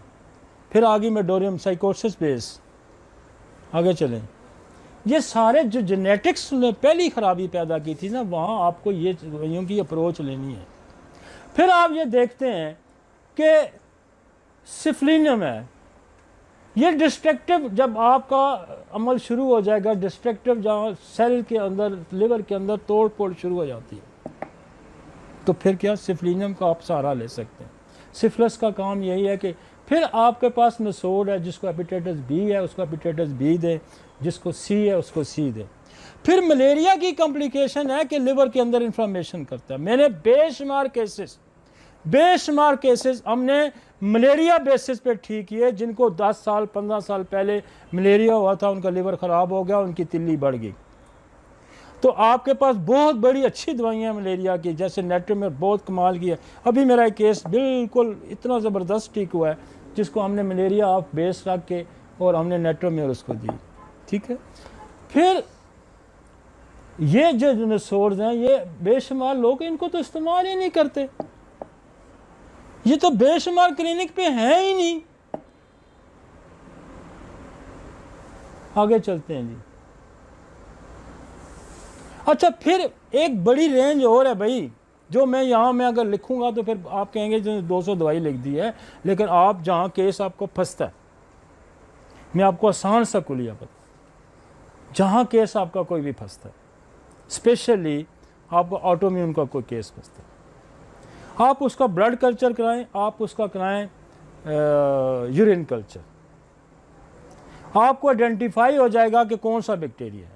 ब्लड कल्चर के अंदर निकल आए, क्लेमेडिया निकल आएगा, हो सकता है एच पेलोरी निकल आए, हो सकता है कोई और आपका निकल आए, तो वहाँ आपको बेशुमार आसानी से आप सॉर्ट आउट कर लेंगे। ब्लड कल्चर लिखें, आ जाएगा, उसका निचोड़ लगा दें, आसान है ना। मतलब आपको आप समझ रहे हैं कि यार ये मेरा काबू नहीं में आ रहा बंदा, तो आप उसका कल्चर करवा लें। अभी थोड़ी देर पहले बात हुई थी कि मैं बेशुमार बच्चे जो मर जाते थे पैदा होने के, जब पैदा ही नहीं होते थे, प्रेगनेंसी तीसरे महीने चौथे में ज़ाया हो जाती थी, मैं अक्सर सिफलिनियम देता था। फिर मैंने टॉर्च करवाना शुरू कर दिया, तो वहाँ साइटोमेगाली निकल आया, वहाँ herpes zoster निकल आया, वहाँ रूबेला निकल आया, वहाँ साइटोमेगाली निकल आया, वो टॉक्सोप्लाज्मा निकल आया। तो हमने वो दिए, हमने बेशुमार बच्चों को सेव किया, बेशुमार बच्चों को सेव किया। तो मतलब जितनी, अब ये साइंस किसी और के पास इसलिए नहीं है कि उन्होंने तो 10 15 20 वैक्सीनें बनवाई हैं, ये तो आपके पास तो सैकड़ों वैक्सीनें हैं। ये सारी वैक्सीन का रोल प्ले करते हैं ये नसोर्स सारे। मैंने टीबी के, लेटेंट टीबी के केसेस हमने किए, हमने टार्च कितने नेगेटिव किए यार, कितने, एक नहीं, मैं कितनी एग्जांपल रखूं, मैं किसी एक टॉपिक पे कितनी किताबें लिखूं, हमने कितने लोग नेगेटिव किए। लेकिन आपको मॉडर्न साइंटिफिक अप्रोच लेनी पड़ेगी। सिस्टम के अंदर इतनी गुंजाइश है कि आपको वो बहुत सारी सहूलियात दे रहा है, आपको बहुत सारी, आप रिजिड मत हों, आप अपने आप को रिजिड मत करें, आप खेलें, पूरी साइंस खेलें, और आपके ऑर्गेनन के अंदर इसकी सारी गुंजाइश मौजूद है। जो दवाई कोई बीमारी पैदा करती है, अब वो मतलब मुझे लोग क्या वो यार ये पैरासीटामोल तो हमारी प्रूविंग में ही नहीं है, ये आइसोनाइज टीबी की दवाई तो हमारी प्रूविंग में नहीं है, वो प्रूविंग का ठेका सिर्फ होम्योपैथिक वालों ने लिया हुआ है। और यार कई करोड़ों लोगों में आइसोनाइज की प्रूविंग टीबी की दवाई हो चुकी है। तो मैं जो प्रूव करूंगा या कोई होम्योपैथिक डॉक्टर प्रूव करेगा वो आएगा, तो लिटरेचर भरा पड़ा हुआ है टीबी की कॉम्प्लिकेशन की दवाइयों का। यार प्रूविंग जरूरी है, कोई आंखें खोल के थोड़ा सा दिमाग खोल के रखे ना यार, पूरी दुनिया भी तो प्रूविंग कर रही है। मेरा अब सांप सारे हमने डसवाए अपने आप को, वो यार सांप तो सारी एक्सीडेंटल प्रूविंग है, तो हम उससे फायदा उठा रहे हैं ना। अब मैंने सोफोस ऑफ ब्रिविन में ले आया हूँ, मैंने कहा यार इसकी कॉम्प्लिकेशन है। अब जो अनिमन कहता है जो दवा किसी बीमारी को पैदा करती है वो उसको ठीक करने की, यार लॉ आपका मौजूद है, कानून आपका मौजूद है। बात किसकी है कि आपका दिमाग वो खराब हुआ है कि आप नहीं प्रूव हमने करनी। अभी हमने क्यों, हमने ठेका लिया हुआ प्रूव करना, बाकी लोग नहीं है दुनिया में प्रूव कर। भाई सांप हमने डसवाने हैं, वो सारे वायरस हमने डसवा के अपने ऊपर प्रूव कर रहे हैं। भाई एक्सीडेंटल प्रूविंग मौजूद है, तो हमने उससे फायदा उठाना है ना। भाई मैं तो एक दवाई पढ़ता हूँ, फाल को बायोकेमिस्ट्री है, बायोकेमिस्ट्री यार हमने तो 12 सुशलर ने साल्ट उसके बारे में लिखा। आप बायोकेमिस्ट्री जाके जरा एलोपैथी में तो पढ़े, आपको मजा आ जाएगा। वही दवाई उठा के आप यूज नहीं कर सकते पोटेंसी में। और बायोकेमिस्ट्री का रोल कितना ज्यादा है। बायोकेमिस्ट्री आपकी सेल रेमेडी है, टिश्यू रेमेडी है आपकी, वो आपकी 2 रोल प्ले करती है, आपकी न्यूट्रिशनल रोल प्ले करती है, आपका मेडिसिनल रोल प्ले करती है। और जितनी बायोकेमिस्ट्री आप उठा लेना, कितनी पड़ी है भाई, काली की कितनी बड़ी फैमिली पड़ी है, कैल्शियम की कितनी फैमिली पड़ी है, मैग्नीशियम की कितनी बड़ी फैमिली पड़ी है, ये सिलीनियम है, ये सिलेशिया है, यार कितनी बड़ी, ये सारे सेल सॉल्ट हैं। तो वो कैंट कहता है यार आप उसको 3x में दे रहे हैं ना, 4x में दे रहे हैं, आप 12x में दे रहे हैं, कभी इसको 1 में देख। ये जो अब्जॉर्प्शन है सॉल्ट की, ये ध्यान में रखें। जो सेल के अंदर अब्जॉर्प्शन नहीं हो रही, वो लगातार कैल्शियम खा रहा है, लगातार पोटाशियम ले रहा है, वो अब्जॉर्ब ही नहीं रहा। आप जब उसको पोटेंसी में देंगे तो उसको अब्जॉर्ब करवाएगा। आपको कितनी बड़ी 2 रोल्स आपके पास मेडिसिन के हैं यार, न्यूट्रिशनल रोल भी प्ले हो रहा है, मेडिसिन का रोल भी प्ले हो रहा है। तो समझने की बात है ना। आप उस दकियानूसी उस जहन से बंदा को भाई मैंने कहा जी ये फलां बीमारी का प्रोफिलेक्टिव है, वो कहते हैं जी प्रोफिलेक्टिव तो हमारा है ही कोई नहीं, आदि होगी। वो खुद कहता है यार, जिस बंदे ने ये सिस्टम आजाद किया है वो कहता है यार जब कॉलरा फैला तो मैंने क्यूप्रोमेट, मैंने कैम्फर, मैंने वराइटम एल्बम हिफ्ज़े मातकंदम पर भी दी, मैंने इलाज के तौर पे दी। जब काली खांसी फैली तो हमने ड्रोसरा को हिफ्ज़े मुकद्दम के भी तौर पे भी दिया, हमने इलाज के तौर पे भी दिया। उसने कहा जब प्लेग फैला तो मैंने इग्नेशिया इलाज के तौर पे भी दी, हमने इसको प्रोफिलेक्टिव भी दिया। यार क्या बात है आपकी, पढ़ो तो सही। तो आज का जो मेरा टॉपिक है, यकीन माने हम इसको एनालिसाइज कर देखें, मैं दवाइयाँ कैसी कैसी मैंने निकाली हैं। आपको कभी ये सिस्टम मायूस नहीं करेगा, कभी ये मायूस यूज नहीं करेगा। इससे ऊपर वाली लिस्ट, ये तो सारकोड की लिस्ट, वो दूसरी किधर गई, सोर्स वाली होगी। अब आपके पास ये सारकोड्स हैं, इससे ऊपर ले लो। सारकोड में क्या क्लोस्ट्रीनम है, ये ऑर्गन, ये क्लोस्ट्रीनम कहाँ से बनी है, कोलेस्ट्रॉल जो आपका उसके अंदर है लिवर से, वहाँ से उठा है, उससे बनी है। ये कलकेरिया बैलरी वहाँ से बनी है। अस्टॉकस क्या, ये भी सारकोड्स है, ये वो केकड़ा फिश है उसका मटेरियल से बनता है अस्टॉकस। एपस आपकी मक्खी है, ये सारकोड्स है। ये मैंने आपको बताया कहाँ इस्तेमाल होता है, ये जब लिवर की कंप्लेन होगी और आर्टिकेरिया होगा, जब स्किन के ऊपर कोई प्रॉब्लम आ जाएगा। एपस काम आपको हेल्प करेगी जहाँ पानी पड़ जाएगा, ठीक है ना। कैंथरस आपको क्या काम करेगी, जहाँ कैंथरस होगा पानी पड़ेगा। अब सिपिया जो मियाज़मेटिक मेडिसन है, और ये बहुत बड़ी दवाई है, एंटीसाइकोटिक भी है, एंटी ट्यूबरकुलोसिस भी है। एक और दवाई मैंने यहाँ लिखी है, ये एक्थाइलम है। एक्थाइलम जो है बेसिकली एक केमिकल है जो इस फिश के या इस केकड़े के मरने के बाद उसकी हड्डियों से जो दवाई बनती है ये बनती है, और ये है इसकी जो सबसे बड़ी प्रॉपर्टी मुझे पसंद है, ये एंटी पैरासाइट है। एंटी पैरासाइट है, जैसे ये आपका मलेरिया, ये पैरासाइट है। जैसे इधर पेशावर में मेरे दोस्त उन्हें कहते हैं जी वहाँ लक्ष्मीनिया कोई वो पैरासाइट है। जहाँ पैरासाइट आएगा ये उसको ठीक करे, ये एंटी पैरासाइट है।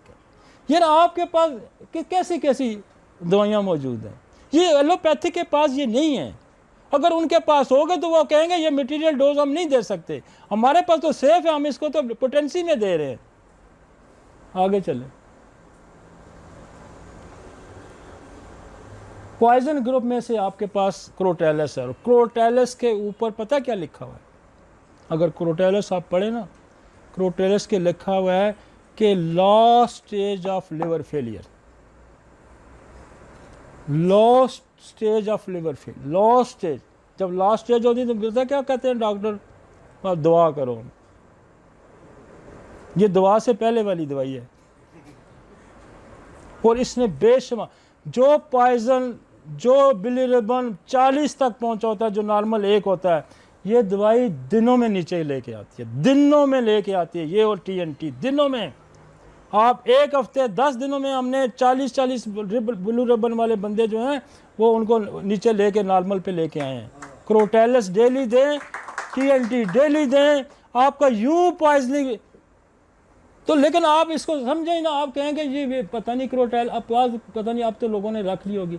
अब डंगी में हमने इसको इतनी कसरत से इस्तेमाल किया, डंगी में प्लेटलेट जब गिरते थे, बेतहाशा इसके रिजल्ट हैं यार। 10-10, 15-15, 20-20 दिन लोग अस्पतालों में खज्जल ख्वार होते हैं, उनको प्लेटलेट लगते हैं, और सारी ज़िंदगी डंगी वाला संभलता नहीं। ये मेरी बात याद रखें, हमारे पास 10 साल 15-15 साल के कॉम्प्लिकेशन लोगों की डंगी की आई है, अभी तक लोगों का ब्लड केमिस्ट्री ठीक नहीं होती। और जो मेडिसिन आपका ये खाता है उसकी सारी ज़िंदगी, एक 2 दिन से 3 दिन से, मैं तो डंगी में हम नहीं जाते, 1 दिन 2 दिन 3 दिन में मेरे पास डंगी जो है उतर जाता है और प्लेटलेट्स अपने जंप कर जाते हैं। अभी तो मैं इसका निचोड़ भी बनवा के ले आया हूँ, डंगी वायरस UK से, और स्पीड तेज़ हो जाती है। तो ये लेक्सिस भी है। अब दोनों में बड़ा मज़े का फ़र्क है, दोनों बड़ी मज़े की दवाइयाँ, और दोनों पे अगर पूरी मैं कहता हूँ 10-10 घंटे बोला जाए तो कम है। मैं दोनों पे कई दिन बोल सकता हूँ और कई केस रिपोर्ट कर सकता हूँ। एक लेफ्ट साइडेड है, एक राइट साइडेड है, और आपका लिवर है राइट साइडेड। क्या बात है, क्रोटैलस जिसकी हथे चढ़ी हो तो क्या खूबसूरत दवाई है। मैं इसका आपको ये 1 दिन के, अब मेरे पास ये आबद बैठा है, केस लेके आया, तो मुझे कहने लगा इसका जॉन्डिस नहीं ठीक होता, न्यू बॉर्न बेबी था, चिलोडोनियम भी दे बैठे हैं, क्रोटैलस भी दे बैठे हैं। तो मैंने कहा ठीक हो जाएगा। मैंने कहा इसको पल्स 30 में दो, यही कहा ना, पल्स 30 में दो। ये हैरान था कि पल्स 30 में क्यों दूँ? वो मैं क्या, इसकी माँ जो है वो आयरन के कैप्सूल खाती रही होगी, और आयरन का तोड़ ही पल्साटीला है। पल्साटीला जिस हफ्ते में नॉर्मल हो गया। तो कॉसेटिव अप्रोच तो लेनी पड़ती है ना। अब पल्साटीला इस मतलब इतनी बड़ी दवाई है कि हर बंदा ताकत की दवाई खा रहा है ना, क्योंकि दुनिया में सबसे ज़्यादा लोगों को कमज़ोरी दूर करने का जो जुनून होता है, तो उनको तो पल्साटीला बनती है। अमीर आदमियों की तो बनती है, गोश्त 5 किस्म के खाएगा, पेस्ट्रियाँ खाएगा, दुनिया जहाँ के अल्लल बल्लड़ खाएगा, तो पल्साटीला तो बनती है। तो पल्साटीला जो है आपका कोलेस्ट्रॉल लेवल बहुत नीचे ले आती है, आपके लिवर को बेहतर करती है। और मैं एक बच्चे की आपको मिसालें दूँ, अब वो अप्रोच नहीं जाती ना कि किस वजह से। अब मेरे जहन में हमने बहुत सारी काम किया हुआ है। जिन औरतें, जितनी भी औरतें, गांव की औरतें तो फीफोल नहीं खाती, वो तो आयरन नहीं खाती ना, उनके बच्चे जॉन्डिस वाले भी नहीं होते। शहर का हर दूसरा बच्चा जॉन्डिस वाला है, तो उनकी तो पल्साटीला बनती है ना, और वो ठीक भी हो जाते हैं। तो कॉजेटिव फैक्टर पे अप्रोच लेनी है ना। आगे चलेगी। थोड़ा सा दोबारा समझाएं, लेफ्ट का क्या मतलब? लेक्सिस, देखें लेक्सिस जो है ना, ये आप एक तो ध्यान में रखें कि जितने आपके पॉइजन हैं, कोई 15-16 पॉइजन हैं, स्नेक पॉइजन की मैं बात करें, ये सारे हीमोटॉक्सिक हैं और सारे न्यूरोटॉक्सिक। ये असाब को तबाह करके बंदे को मारते हैं और ब्लड को डीकम्पोज करके मारते हैं, तहस नहस कर देते हैं ब्लड को, मतलब क्लॉटिंग फैक्टर को बढ़ा देगा, ब्लीडिंग शुरू हो जाएगी, या फिर क्लॉटिंग फैक्टर इतना बढ़ा देगा कि क्लॉट करके उधर ही जाम करके मार देगा। तो ये लेक्सिस बेसिकली लेफ्ट साइडेड इसलिए है कि इसका हार्ट पे बड़ा असर है, इसका लेफ्ट साइडेड, क्योंकि इसका सर दर्द भी लेफ्ट साइड, तो ये लेफ्ट साइडेड ज़्यादा इसलिए है, लेकिन है दोनों अम्पल्ला। थोड़ा सा टीएनटी के बारे में तफसील। टीएनटी बेसिकली हमारा बारूद है, ये बारूद है जो फौजी चलाते हैं, गोलियों पर उसमें यूज़ होता है वो है, हाँ डायनामाइट में मारते हैं, मतलब बारूद है ना ये टीएनटी। और टीएनटी के कारखानों में जो लोग काम करते थे उनको हेमोलाइटिक एनीमिया हो जाता था, उनको जॉन्डिस हो जाता था। तो पता ये चला कि ये जो बारूद के जो असरात हैं सांस के ज़रिए उनके अंदर जाते थे, तो इन्होंने लिवर पे इफ़ेक्ट किया और इन्होंने बोन मैरो पे भी इफ़ेक्ट किया। तो पॉइजनस, जो पॉइजनस जॉन्डिस होगा जिसमें आरबीसी की डेथ होगी, आरबीसी की डेथ होगी तो वो भी जॉन्डिस में कन्वर्ट होगा। तो पॉइजनस जॉन्डिस जहां आ जाएगा वहां फिर क्रोटोएलस है, वहां पर टीएनटी। इसकी छोड़ो जी फोन की, फिर आपसे मुझे समझ नहीं आई। पॉइजनस जहां बिलिरुबिन हाई होगा, जहां आपका आरबीसीज गिरेंगे, टूट फूट होगी, वहां आपको टीएनटी और क्रोटोएलस अलग करेगी। ठीक है जी, आगे। अब मैंने एक और आपको बताया, जैसे प्लम्बम है, लेड का इतना खूबसूरत, मैं कहता हूँ जी, क्या जिस बंदे ने ये प्रूव किया, क्या खूबसूरत प्रूविंग थी कि वो साइंस, जो दूसरी साइंस आपकी, उसको भी हैरत होती है उसको।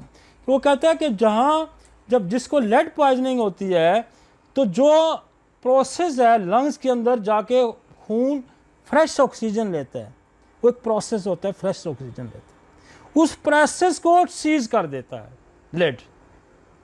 जब उस प्रोसेस को सीज कर गया तो वो हीमोग्लोबिन कम हो जाएगी, क्योंकि वो उसको ऑक्सीजन ही नहीं मिली, ऑक्सीजन ही मिली तो हीमोग्लोबिन ही नहीं है।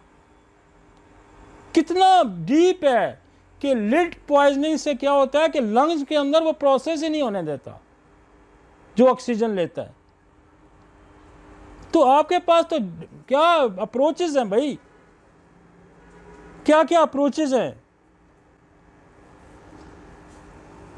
मर्कसाल, अच्छा मैंने इसलिए आपको अलग किया कि ये जो पहले दर्जे की जितनी दवाइयाँ थी ना, ये अल्टीमेटली भी काम करती हैं, शुरू में भी काम करती हैं। अल्टीमेटली इंड स्टेज पे पॉइजन करेगा, न सोर्स करेंगे, मिनरल करेंगे, क्योंकि लॉन्ग लास्टिंग है। अब इसमें देखें मर्कसाल लिवर की बहुत बड़ी दवाई है, बहुत बड़ी दवाई है, हेपेटाइटिस की बहुत बड़ी दवाई है। इसकी पहचान बड़ी आसान सी है, सोते हुए मुंह से पानी आना, इस साइड पे लेटेगा नहीं। दो सिम्टम अगर आप याद है, दो अलामत, इधर लेटेगा नहीं दर्द होगा, इधर लेटेगा तो ब्रायोनी है, इधर नहीं लेटेगा तो मर्कसाल है। मतलब इस तरह देखें ना, ये मेरी क्लिनिकल, हम रोज़ चेक करते हैं, इधर लेट रहा है, हाँ जी मर्कसाल नहीं, लेट रहा हूँ जिधर, इधर लेटने से फ़र्क होता है ब्रायोनिया होगी, इधर लेटने से दर्द होता है मर्कसाल आ गई, मुँह से पानी आता है। आइडेंटिफाई करना है तो पूरी कहानी है, सेल, ये भी सेल लेवल की दवाई है। तो आपने दो यार चीज़ें तो याद रखनी है, और दूसरी दवाई भी साथ याद हो जाती है। लेटने से होता है तो मर्कसाल है, लेटने से ठीक होता है तो ब्रायोनिया है। फ्रंट से बैक जाता है चिरिडोनियम है, फ्रंट से बैक जाता है लाइकोपोडियम है, फ्रंट से बैक जाता है मैगम्योर है, फ्रंट से बैक जाता है कालीकार्ब है, फ्रंट से बैक जाता है चेनोपोडियम है, फ्रंट से बैक जाता है पोडियम है, इधर ही रुकता है मायरिका है, इधर ही रुकता है टीलिया है। चिप्स पे होनी है ना, एवं तो नहीं प्रैक्टिस 300-400 बंदों की बंदा देख सकता ना, टिप्स पे हो, टिप्स। आप मेरे पास जब मरीज आता है ना तो ये 70 दवाइयाँ मेरे जहन में 1 मिनट में आ जाती हैं, और मेरे 1 मिनट में मैंने 2 मिनट में नुस्खा लिख देना होता है कि थोड़ा थोड़ा डिफ्रेंशिएट करना है, एक्यूट है, क्रोनिक है, स्टेज देखनी होती है, पहली स्टेज, दूसरी स्टेज और सिम्टम देखने मामला। अब आपके पास आया है सिरोसिस का मरीज, तो आपने पढ़ी हुई है हेपेटाइटिस में एकोनाइट, तो क्या करेगा फिर? आप उसको बेशक चेलिडोनियम देते रहे, आप बेशक उसको वो देते रहे, फ़र्क कोई नहीं पड़ना जब तक आप क्रोटेलस पे नहीं जाते, जब तक हेपेटाइटिस सी पे नहीं जाते। हो सकता है कॉम्प्लिकेशन आप जो एलोपैथिक मेडिसिन की हो, आप सोफोसोबिरविन पे नहीं जाते। कॉम्प्लिकेशन आप हो सकता है ट्यूबरक्लोसिस है और टूबी की दवाई उसने, आप आइसोनाइज पे नहीं जाते, तो कैसे केस निकालेंगे आप?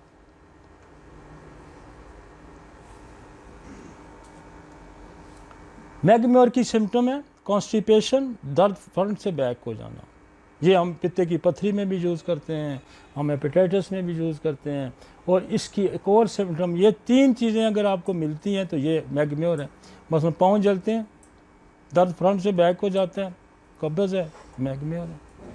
पाँव जलते हैं तो अगर सिर्फ पाँव ही जलते हैं, हेपेटाइटिस है तो सुबह सल्फर सल्टी में रोज़ दे दिया करें, आपके पाँव जलने भी ठीक होगा, निकाल देगी, एंटीसोरिक दवाई है। ठंडे पानी की प्यास है और सिरोस्टिक है चाहे एक्यूट है, जिस कंडीशन में भी है ये मिनरल है, ये आपको निकालेगा। लेकिन इसकी बड़ी टिपिकल पिक्चर है, आइसी बर्फ पीना चाहता है ये। अब बर्फ पीने और भी बड़े चाहते हैं, एसिटिक एसिड वाला बर्फ पीना चाहता है, आपका वराइटम अल्बम वाला बर्फ पीना चाहता है। लेकिन विद द लिवर वो स्टोमिक कैंसर में एसिटिक वाला पिएगा,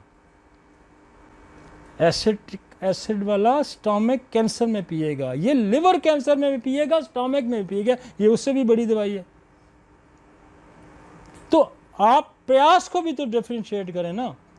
पानी घोंट घोंट पीता है तो आप आर्सेनिक की तरफ जाएंगे, पानी लार्ज क्वांटिटी में पीता है तो आप ब्रायोनिया की तरफ जाएंगे, पानी जो है वो आइसी वाटर पिएगा तो आप फास्फोरस की तरफ जाएंगे। और फिर देखें आर्सेनिक की भी माँ खुदा ने पैदा की हुई है। वो कहता है सेंचरस एक ऐसी दवाई है जो आर्सेनिक की भी सिम्टम रखती है और लेक्सिस की भी रखती है, वो भी स्मॉल क्वांटिटी। आप पढ़ें क्या मज़ा आ जाता है कि नेचर ने अल्टरनेटिव भी दवाइयाँ पैदा की हैं कि ये नहीं है तो फिर ये है। पल्साटीला है तो काली सल्फ है, एक प्लांट ग्रुप से रखी हुई है, एक केमिकल ग्रुप से रखी हुई है। ब्रायोनिया है वो प्लांट ग्रुप से रखी हुई है, उसी के क्रॉनिक चले जाएं तो नाइट्रोमियम पर चले जाएं तो उसके ग्रुप में रखी हुई है। उसी में अगर एपस चले जाएं तो वो सारकोड ग्रुप में रखी है, उसी को आगे चले जाएं तो नाइट्रोमियम उसने केमिक उसमें मिनरल ग्रुप में रखी हुई है। उसी में चले जाएं बेलाडोना वही सिम्टम रखती है, प्लांट ग्रुप से रखी है, वही अगर चले जाएंगे मिनरल में चले जाएंगे तो कल के लिए कार निकल आएगी। तो इस तरह से करना होता है ना। मैं वो कहता है कि आपकी इंजरी हो जाती है, फर्ज करें मैं एक मिसाल देता हूँ, तो आपकी अर्निका है, अर्निका नहीं है तो रस्टॉक्स है, रस्टॉक्स नहीं है तो रूटा है, रूटा नहीं है तो कल्केरिया फ्लोर है। तीनों की एक ही काम है, जहां अर्निका काम छोड़ेगी बैलेंस शुरू हो जाएगी, बैलेंस छोड़ेगी तो रस्टॉक, जहां रस्टॉक की ही सिम्टम हो रस्टॉक काम नहीं करेगी तो रूटा करेगी, जहां रूटा की ही सिम्टम होगी रूटा नहीं करेगी तो कल्केरिया फ्लोर करेगी, जहां कल्केरिया फ्लोर की सिम्टम है कल्केरिया फ्लोर नहीं करेगी तो एसिड फ्लोर करेगी, जहां एसिड फ्लोर नहीं करेगी तो फिर सिवलिनियम करेगी, फिर ओरोमेट करेगी। तो ये चैन है एक दवाई के। आप कोई बंदा होता है ना, कोई बंदा नाराज़ हो जाता है, फिर एक बंदा जाता है नहीं मानता, फिर उसके प्यो को बंदा बावलत को ले जाता है, यार उन बुजुर्ग आए नहीं यार वो मान जाता है। तो ये दवाइयों को भाई मेरे बड़ी तरीके से, ये मेरे तो बेड पे किताबों का ढेर लगा होता है ना, ये पढ़ पढ़ के बंदा इसी में तब भी कुछ किसी नतीजे पहुंचता है, फिर प्रैक्टिस से नतीजे पहुंचता है। और हम तो अपनी सारी ज़िंदगी की कमाई आपको दे रहे हैं, कोई पैसा कोई तेला कोई तक्का नहीं। यहाँ तो एक नुस्खे की कीमत पूछी जाती है कितने का। यार मैं एक नुस्खा बेचूं, एक नुस्खा बेचूं? नहीं यार, एक कद का नुस्खा बेच दूं। हम तो इस सिस्टम को हमने खुदा के सामने जवाब देना है। हमने तो आपको खड़ा करना है भाई, हमने आपको खड़ा करना है, हमने सिस्टम को बचाना है। ये हमारी तगोदो है, पैसों का यहाँ खेल ही नहीं। हम पैसों के खेल से निकल चुके हैं, समझ आई? हमारे तो टेबल पे यकीन है, लोग कहते हैं 5 मिनट अल्लाह दे यार, कितने लेने नहीं। लेकिन नहीं भाई, फिर खुदा कहेगा ये तो तू ज्यादती कर रहा है, जो पैसे दे रहा है ज़्यादा तो उसके साथ अच्छा सलूक कर रहा है। ये बात नहीं हो सकती जहाँ सारे एक ही लाइन में आते हैं। लेकिन हम ये चाह रहे हैं कि ये सिस्टम खड़ा हो। इसलिए आपकी सारी 30 साल की 35 साल की कमाई, रातों को जागना, पढ़ना, एक्सपीरियंस 50-60 लाख बंदा देखना, सारा आपको इसलिए दे रहे हैं कि यार ये खड़ा हो जाए। डॉक्टर अली मोहम्मद को पैसे के लिए ज़िंदगी नहीं गुजारा। मैं कोई 4-6 किले मेरी ज़मीन में हल चला के भी ज़िंदगी गुजार सकता हूँ। लेकिन ये सिस्टम हमने अपने बरसों की मेहनत आपको इसलिए दे रहे हैं और बला मुआवजा इसलिए दे रहे हैं कि ये सिस्टम खड़ा हो। ठीक है जी, आगे चलें जी। ये जो मिनरल ग्रुप है ना, ये जहां आपकी स्ट्रक्चर तब्दीली शुरू हो जाएगी तो ये इस ग्रुप से दवाई उठाएंगे। जहां साख्ती तब्दीली आ जाएगी, ये दवाइयां नोट कर लें। अब यहां हमने ऑरमेट डाली है। अब अभी भी एक बच्ची थी हमारे पास, कहीं से आई थी, कैंप में कैंसर का केस था, लिवर का शायद, हाँ लिवर का। तो वो केस ठीक हुआ था। अब उसकी अप्रोच ये थी कि वो उसको शॉक सदमे, उसका वालिद की डेथ हुई, शॉक सदमा था। तो हेपेटाइटिस की ग्रीफ हिस्ट्री पे एक ही दवाई रेपर्टी में लिखी है, एसिड फास। तो मैंने उसको मियाज़मेटिक दवाई लगाई, कार्सी ट्यूबर वगैरह लगा के एसिड फास, उसी से निकल गई।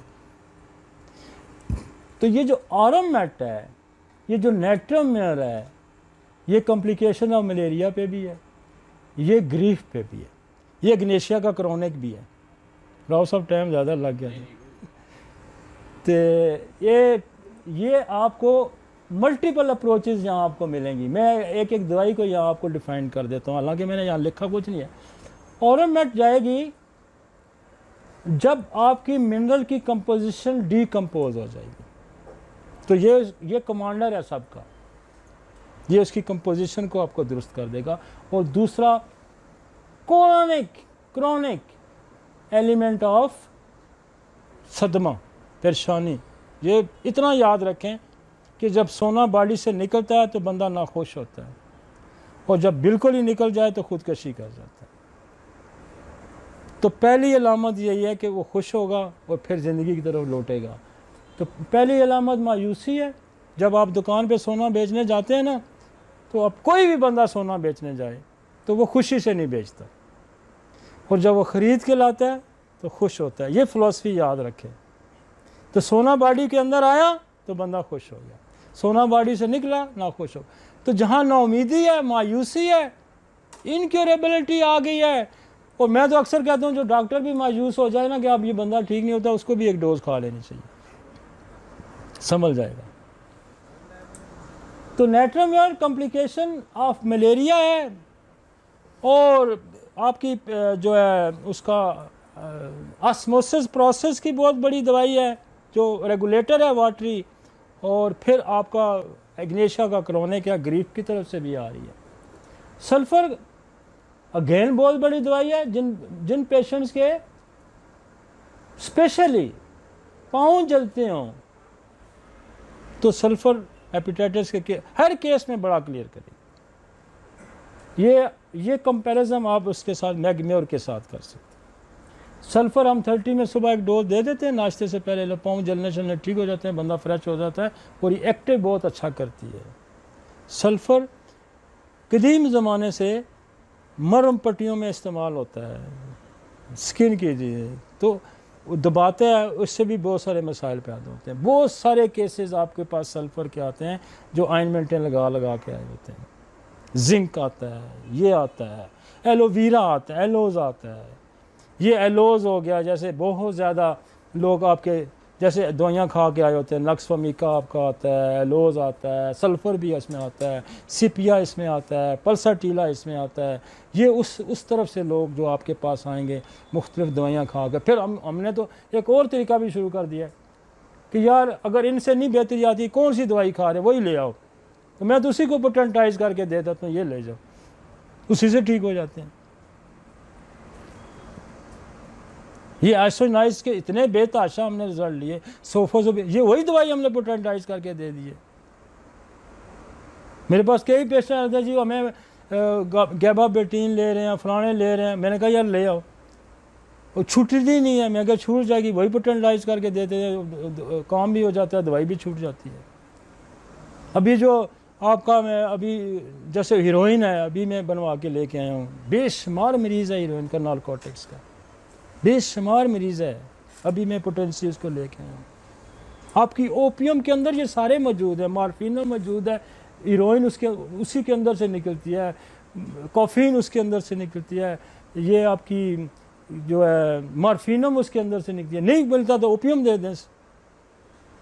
ओपियम की कितनी बड़ी प्रोडक्ट है, हीरोइन भी ओपियम की प्रोडक्ट है, कोफीन उसकी ये जो कोकेन उसकी प्रोडक्ट है, सॉरी ये जो है आपकी मॉर्फिन उसकी प्रोडक्ट है।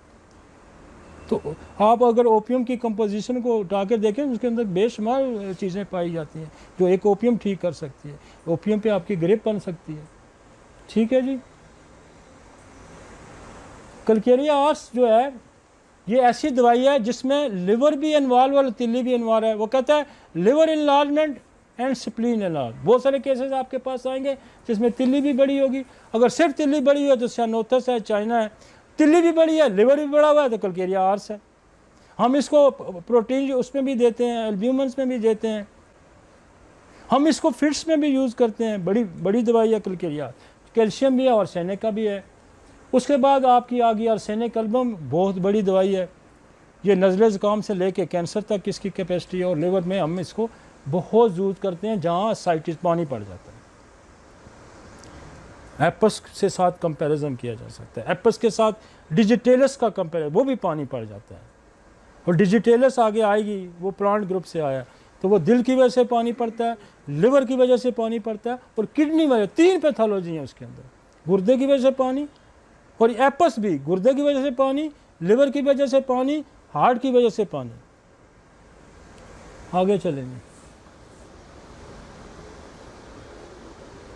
अब केमिकल ग्रुप एसिड पिक्रिकम है। मैंने आपको कहा ये बहुत बड़ी दवाई है, इसको पढ़ें मज़ा आएगा। ये वैसे ये भी टूट फूट वाली दवाई है। वो कहता है कि जब आरबीसी टूटते हैं लिवर के अंदर, वो बिलिरुबिन बढ़ता है, तो फिर क्या होता है कि ये जिस्म पे खारिश पैदा करता है, एसिड पिक्रिक। और ये हम किडनी में भी यूज़ करते हैं। जिन लोगों को पेशाब बंद हो जाता है, ये पेशाब चला देती है। जब पेशाब चल जाता है तो बंदा आपका बच जाता है। अभी भी एक दिन बच्चा उस दिन मेरे पास था, उसका ASD का बच्चा था। टिल लगा ली उन्होंने, लसक दी, उन्होंने स्पेरोमाइड दी, उस बच्चे का पेशाब नहीं चला। और वो कह रहे थे जी अब तो इसका डायलिसिस हम करते हैं। बच्चा था कुछ 4 महीने का। तो मैंने नक्स फमीका देखी, वैसे मेरे पास उसका चल रहा था। तो मैंने कहा यार ये सुबह तक अगर पेशाब आपका चल गया ना बच्चे का, बच्चा बच जाएगा। उन्होंने सुबह फ़ोन आई कि जी पेशाब इसने करना शुरू कर दिया। वो एडमिट था शफा में, चिल्ला आ चुके थे, नहीं हो रहा था ठीक। तो एसिड पिक्रिक जो है वो पेशाब भी लड़ती है। किडनी फेलियर में हम कसरत से इसको यूज़ करते हैं। बड़ी दवाई है, लेकिन यहाँ हम आपको सिर्फ इस हवाले से बता रहे हैं कि ये खारिश पैदा। अल्कोहल जो है वो सिरोसिस की दवाई है। अल्कोहल पोटेंटाइज हो गया है। तो ये शराबी जो शराब पी के जिनके लिवर ख़राब हो जाते हैं, शराबी की एक और बड़ी दवाई है जो जिसका बाप भी शराब पीता हो, दादा भी शराब पीता हो, खुद भी पीता हो, उसकी दवाई है सिफलिनियम। तो सिफलिनियम डिस्ट्रक्टिव ही। अब समझ आ रही है कि जो शराब पीने वाला आएगा आपके पास, वरासतन शराबी आएगा, उसको लिवर सिरोसिस होगा, तो उसको तो आपको सिफलिनियम देनी पड़ेगी। ठीक है जी। सोफोसोबिग्रम हमने आपको बताया कि ये एलोपैथिक में जो हेपेटाइटिस सी को नेगेटिव करने के लिए इस्तेमाल हो रही है। ये पोटेंसी हम देते हैं, उन लोगों को देते हैं जिन लोगों को ये दवाई का इस्तेमाल होगा। ठीक है जी, आगे चलें।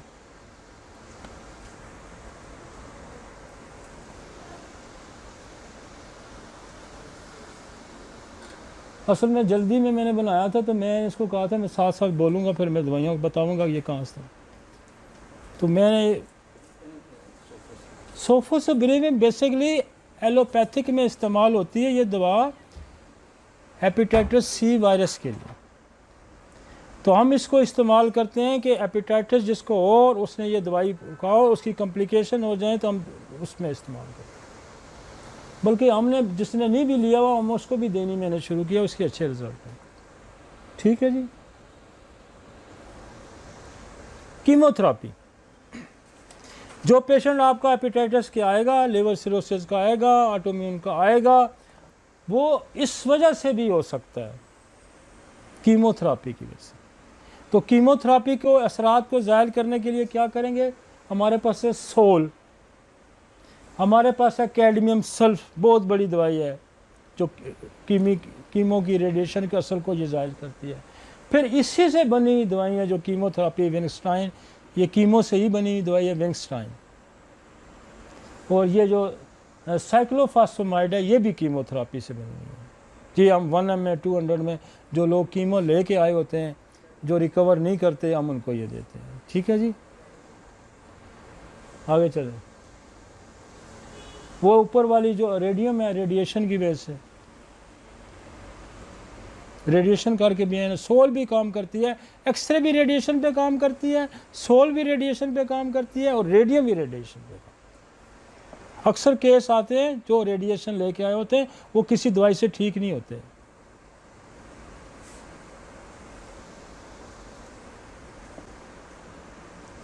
ये दवाइयाँ मटीरियल, ये जो खास कर नीचे वाली तो आपके किसी मटीरियल मेडिका में नहीं है, दोनों।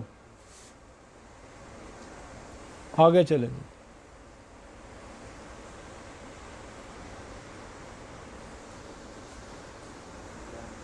अब आ गया ये जो दवाइयाँ ऊपर आपको बताइए ना, ये आपकी मदद करेंगी हर जगह। अब जो जैसे थूजा है, अब प्लांट ग्रुप से हम आ जाते हैं। अब प्लांट ग्रुप में थूजा एंटीसाइकोटिक है, हमने इसको एज ए एंटीसाइकोटिक नहीं डाला, हमने इसको यहाँ डाला है वैक्सीन की वजह से, कि जो वैक्सीन के बद असरात आएंगे तो क्या करेंगे, आप थूजा देंगे, फिर आप स्लेशा देंगे, फिर आप वो देंगे वैक्सीनम देंगे, फिर आप मिलेड्रिनम दे सकते हैं, फिर MMR है। तो ये वैक्सीन की वजह से, लेकिन इन पे टॉप पे जो एंटी वैक्सीनेटर है वो है थूजा। फिर भी आपका काम नहीं चलता, फिर भी काम नहीं चलता। देखिए बाद बंदे फंस भी जाते हैं, फिर भी जो वैक्सीन उसने ली है ना उसी को पोटेंटाइज करके दे दो। समझ आ गई? एंड कोई नहीं है हमारे यहाँ, एंड नहीं है। हम तो फिर उठ के नई तो जो शुरू कर देते हैं, एक फंसता है, ये दवाई दी, वो दवाई दी, वो फिर नई कोई ना कोई हाल तलाश करते हैं। मज़े की साइंस है ना। चिलिडोनियम क्या, अगर आप ये कहें कि कोई लिवर का टॉनिक बता दें तो लिवर का टॉनिक तो चिलिडोनियम ही है। वो हमारी छोटी सी बच्ची है, उसको मैंने कहा, यूके में होती है, मेरी नवासी है, तो वो उसको भूख नहीं लगती थी, तो मैंने उसको कहा कि चिलिडोनियम खाओ। 4-5 साल की है, तो वो इसको अब स्कूल जिसको भी भूख नहीं लगती वो कहती है चिलिडोनियम वो मोहल्ले में किसी को भूख नहीं लगती तो कहती है चिलिडोनियम। वो माँ ने उसको चिलिडोनियम लेके, वो कहती है अब इतना खाती है इसको चिलिडोनियम, जब भी थोड़ा सा कुछ होता है तो कहते हैं मुझे चिलिडोनियम दो। तो ये चिलिडोनियम जो है ना, अगर आप ये कहें कि ये लिवर का टॉनिक है, सबसे ज़्यादा अगर जो दवाई इस्तेमाल होती है लिवर में ना, वो चेलिडोनियम। अच्छा, चेलिडोनियम की लाइकोपोडियम के साथ बड़ी दोस्ती है, बहुत दोस्ती है। निमोनिया में भी दोनों बड़ा अच्छा काम करती हैं, चेलिडोनियम लाइको, लिवर में भी बड़ा अच्छा काम करती हैं। तो लाइकोपोडियम भी इट्सेल्फ बड़ी बिग दवाई है। लाइकोपोडियम की बेशुमार दवाइयों के साथ बड़ी दोस्ती है, बेशुमार। आयोडाइन के साथ इसकी दोस्ती है, बेलाडोना के साथ इसकी दोस्ती है, लाइकोसल्फर इसकी दोस्ती है, कल्केरिया लाइको इसकी दोस्ती है, चेलिडोनियम लाइको इसकी दोस्ती, बेलाडोना लाइको इसकी दोस्ती है। तो ये लाइको जो है, लाइकोसिलीनियम, लाइको एग्नेस, लाइकोक्लेडियम, बेजगह बेताशा इसकी दोस्ती हैं। ये बहुत कहते हैं ना, मल्टीपल फ्रेंड रखती है ये जो लाइकोपोडियम है, इसकी दोस्ती आयोडाइन के साथ बड़ी अच्छी दोस्ती है। मैं अक्सर हम सेक्सुअल पेशेंट में लाइकोक्लेडियम देते हैं, लाइकोसिलीनियम देते हैं, एग्नेस लाइको देते हैं, ऑरोमेट लाइको में देता हूँ, मतलब एसिड फाज लाइको की बड़ी अच्छी दोस्ती है। तो ये बड़ी काम की दवाई है ये वाली, लिवर में बहुत अच्छा काम करती है। मेरी अक्सर जो हम हेपेटाइटिस के या पित्ते की पथरी में बेकसरत से हम इसका यूज़ करते हैं, कसरत से। चुनेंथिस भी बहुत बड़ी दवाई है। स्पेशली अक्सर लोग कहते हैं जो ही गर्मी आती है ना मेरे बच्चे को यरकान हो जाता है। और ये जिस तरह से मैंने कहा ना, क्रोटेलस होगी, जिस तरह से चेलिडोनियम होगी, TNT होगी, ये खेलती है उनके साथ, बहुत अच्छा खेलती है। और बाद दफ़ा जो हाई ग्रेड जॉन्डिस आता है, मैं अगर क्रोटेलस दे रहा हूँ, मैं चेलिडोनियम दे रहा हूँ, तो मैं चुनेंथिस भी देता हूँ।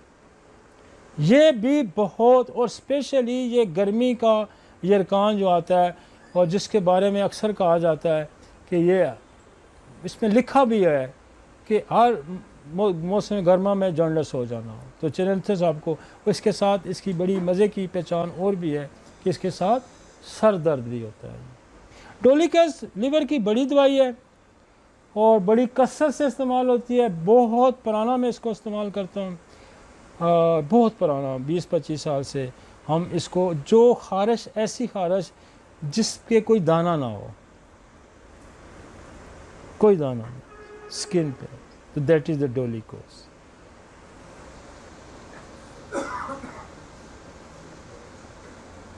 चिनोपोडियम भी, इसका भी निशान ये है, राइट साइड जो ब्लेड है आपका, इसका शोल्डर, इसका ये ब्लेड, इस ब्लेड के नीचे जो दर्द होता है, ये है, जैसे मैंने चेलिडोनियम, लाइको, मैग्म्योर, कालिकार वो बाकी बताई हैं, ये भी उसके अम्पल्ला दवा है चिनोपोडियम।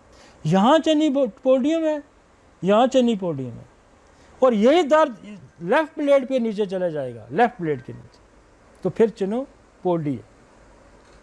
अब चिनोपोडियम दरख्त है जिसके ऊपर एक कीड़ा है जो चिनोपोडी है, और उसका रोल इसके बिल्कुल ही उलट। देखें किसी प्रूवर ने क्या कमाल किया है कि चिनोपोडियम के दरख्त पे जो कीड़ा था उसको भी उठा के प्रूविंग में डाला, और उसका, और ये जिसको लेफ्ट ब्लेड शोल्डर के नीचे पेन होता है, यहाँ मैं पहले फेरोमेट देता था, अब फेरोमेट से मैं छोड़ ही दिया मैंने देने, अब हम चिनोपोडी देता हूँ। आप दें उसको, 2 मिनट बाद ये दर्द ठीक हो जाता है। हम 1-2 डोज़ों से ज़्यादा डोज की ज़रूरत नहीं पड़ती, इतनी इफेक्टिव मेडिसिन है चिनोपोडी। और ये मिलती ही नहीं थी यहाँ से, ढूंढ के मैं 20 साल इसको ढूंढता रहा हूँ, है ही नहीं थी। फिर मरीज़ आता था, फिर मैं कहा कहाँ से मिलेगी, फिर मैं पिछले 4-5 साल पहले जब मैं यूके गया, मैं वहाँ से लेके आया चिनोपोडी। और प्रूवर की दाद, उस प्रूवर को जिसने इस दरख्त से ऊपर कीड़ा भी उठा के उसकी भी प्रूविंग कर दी, और एक्सीलेंट प्रूविंग है, इसके फेल ही नहीं होती। मैं फेरोमेट देता था पहले इसके शोल्डर ब्लेड के लेफ्ट वाले को, कभी काम करती थी कभी नहीं करती थी, ये तो टिक के लगती। मैं तो बल्कि तजर्बे के तौर पे कई सौ मरीज, मैं कहा इधर दादा ठहर, मैं कहा 2 शेरा तो ड्रॉप डालो इसको। फिर थोड़ी देर में पूछता हूँ ठीक है, कहता जी ठीक है। मैं कहा 4 पुड़ियाँ और ले जाओ, अगर फिर होया तो खा लें।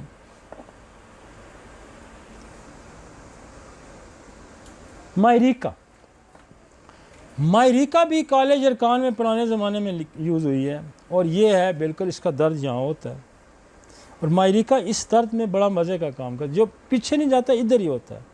और इसकी एक और भी है, ये पोस्ट नेज़ल ड्रिपिंग करता है, हलक में जो नज़ला गिरता है ना, उसकी भी मायरीका दवा। ये उधर कंपैरिजन करेंगे तो अपटिका से है, ट्यूक्रोम से है, डास्टेप से है, नेट्रोम्योर से, ये उससे कंपैरिजन है पोस्ट नेज़ल ड्रिपिंग में। मायरीका में पोस्ट नेज़ल ड्रिपिंग भी है, शायद आपने कभी नहीं यूज़ की होगी पोस्ट नेज़ल, लेकिन ये दर्द टीलिया का भी है। टीलिया का दर्द उठ के ये स्टमक में आएगा, दर्द पीछे जाएगा तो चेलिडोनियम है, लाइकोपोडियम है, मैग्म्योर है, कालीकार्ब है, चेनोपोडियम है, ये पीछे जाएंगे, क्लोस्टिनम है। ये जो दर्द है मायरीका का ये होगा, ये टीलिया थोड़ा सा खिसक के यहाँ स्टमक तक आ जाएगा, ये दिस इज द टीलिया। और जी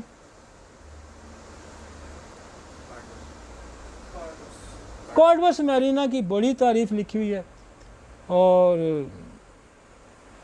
मैं कभी इस्तेमाल कराता हूँ, कभी नहीं कराता हूँ, लेकिन आज कोई 5-6 दिन 8-10 दिन पुरानी बात है, मेरे पास एक रीनल फेलियर का केस था, उसका वो क्या नाम है, हार्ट भी 20-25% काम कर रहा था, एजेक्शन फ्रैक्शन लेट नहीं सा कर रहा था।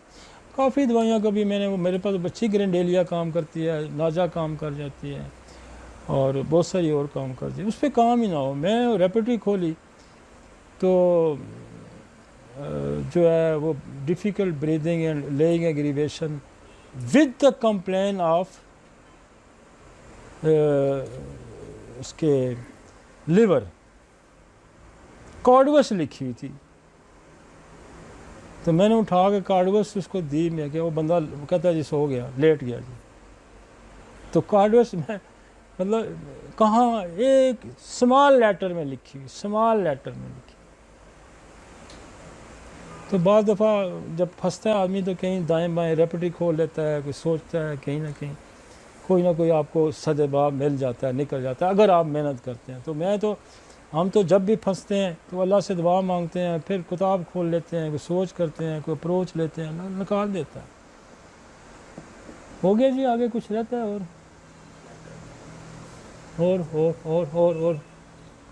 2 घंटे हो गए यार, और करना। टीलिया सियानोथिस जो है ये बहुत बड़ी दवाई है जी। अच्छा, जितने कैंसर है ना, मिक्स कैंसर, बहुत सारे कैंसर, उसमें सियानोथिस लिखी हुई है। अल्टीमेटली हमारी किताबों में इसको लिखा गया था कि ये जो है ना, तिल्ली बढ़ जाए तो दवाई। तिल्ली कब बढ़ेगी? जब उसको सीवियर जॉन्डिस हो जाएगा, जब उसको उसका ब्लड डिकम्पोज हो जाएगा, जब उसकी हीमोग्लोबिन गिर जाएगी, जब रेड सेल मरने शुरू हो जाएंगे, जब हेमोलिटिक एनीमिया हो जाएगा, तो तब तिल्ली जाके बढ़ती है। तो सियानोथिस को मैं पैंक्रियाटिक कैंसर में मैं यूज़ करता हूँ, सियानेट्रिक को हम थैलासीमिया में यूज़ करते हैं, इसको हम ब्लड कैंसर में यूज़ करते हैं, इसको हम तिल्ली बढ़ने में यूज़ करते हैं। और ये बहुत ही खूबसूरत, और तिल्ली बढ़ने में ये तो कमाल इसकी एक्सेस है। और यार वाकई जिस किसी ने इसको प्रूव किया, उसको अल्लाह, उसको अगर ज़िंदा है तो अल्लाह उसकी और दर्जात बुलंद करे, और मर गया तो अल्लाह उसको कई अच्छे, उसको जन्नत दे, या जो भी उसके पास सहूलतें हैं इसको दे। इस बंदे ने बड़ा किसी ने काम किया है सियानोथिस पे। और ये तिल्ली बढ़ने में आप दें, महीने 2 महीने बाद जब दोबारा अल्ट्रासाउंड कराते हैं तो ठीक हो जाती है। तो एक्सेस बड़ी अच्छी है इसकी तिल्ली बढ़ने में। और ये कैंसर, ब्लड कैंसर, इधर उधर भी काफ़ी अच्छा काम करती है। और पल्सटीला ब्रायोनिया जो है वो भी जॉन्डिस की और एपेटाइटिस की बहुत बड़ी दवाई है। और इसकी सिम्टम ये है कि दबाने से इसको फ़र्क पड़ता है, प्यास इसके अंदर लार्ज क्वांटिटी की होती है, हार्ट प्रेशर ये चाहता है, ड्राइनेस इसके अंदर होती है, स्लाइट मूवमेंट एग्रीवेशन है, दर्द, तो आप इसको इस्तेमाल करें। ये भी बहुत सारी ऐसी दवाई है जो जिसकी ये सिम्टम है ना कि ज़रा सी स्लाइट एग्रीवेशन, ज़रा सी भी तो दर्द हो जाता है, सांस लेने से भी। तो ब्रायोनिया चाहे कैंसर है, कुछ भी है, काम कर जाती है। एक दवाई और है जिसके अंदर आर्सेनिक और ब्रायोनिया के दोनों की अलामत है। हरकत करता है तो तकलीफ होती है, ना करे तो तभी तकलीफ होती है, ना करे तो रेस्टलेस बेचैनी आती है, और करे तो तकलीफ होती है। तो ऐसी कश में फंसा हुआ बंदा, एक तरफ ब्रायोनी है, एक तरफ आर्सेनिक है, तो ये दोनों का जो मिलाप है वो है कैडमियम सल्फ में। और कैडमियम सल्फ ऊपर मैं बयान कर चुका हूँ, वो भी बहुत बड़ी दवाई है। जहाँ आपका हेपेटाइटिस में उल्टियाँ होंगी, मतलब बहुत बड़ी दवाई है, बहुत ही बड़ी दवाई है। उसका एक निशिस्त में आता नहीं किया जा सकता। चाइना इटसेल्फ जो है वो कॉम्प्लिकेशन ऑफ मलेरिया है, ये भी तिल्ली बढ़ने की दवाई है, ये भी हेपेटाइटिस में यूज़ होने वाली दवाई है। और स्पेशली कोनैन का बहुत ज़्यादा इस्तेमाल जहाँ हुआ उस पर आप नेट्रोमेर इस्तेमाल कर सकते हैं, उस पर आप चाइना का इस्तेमाल कर सकते हैं।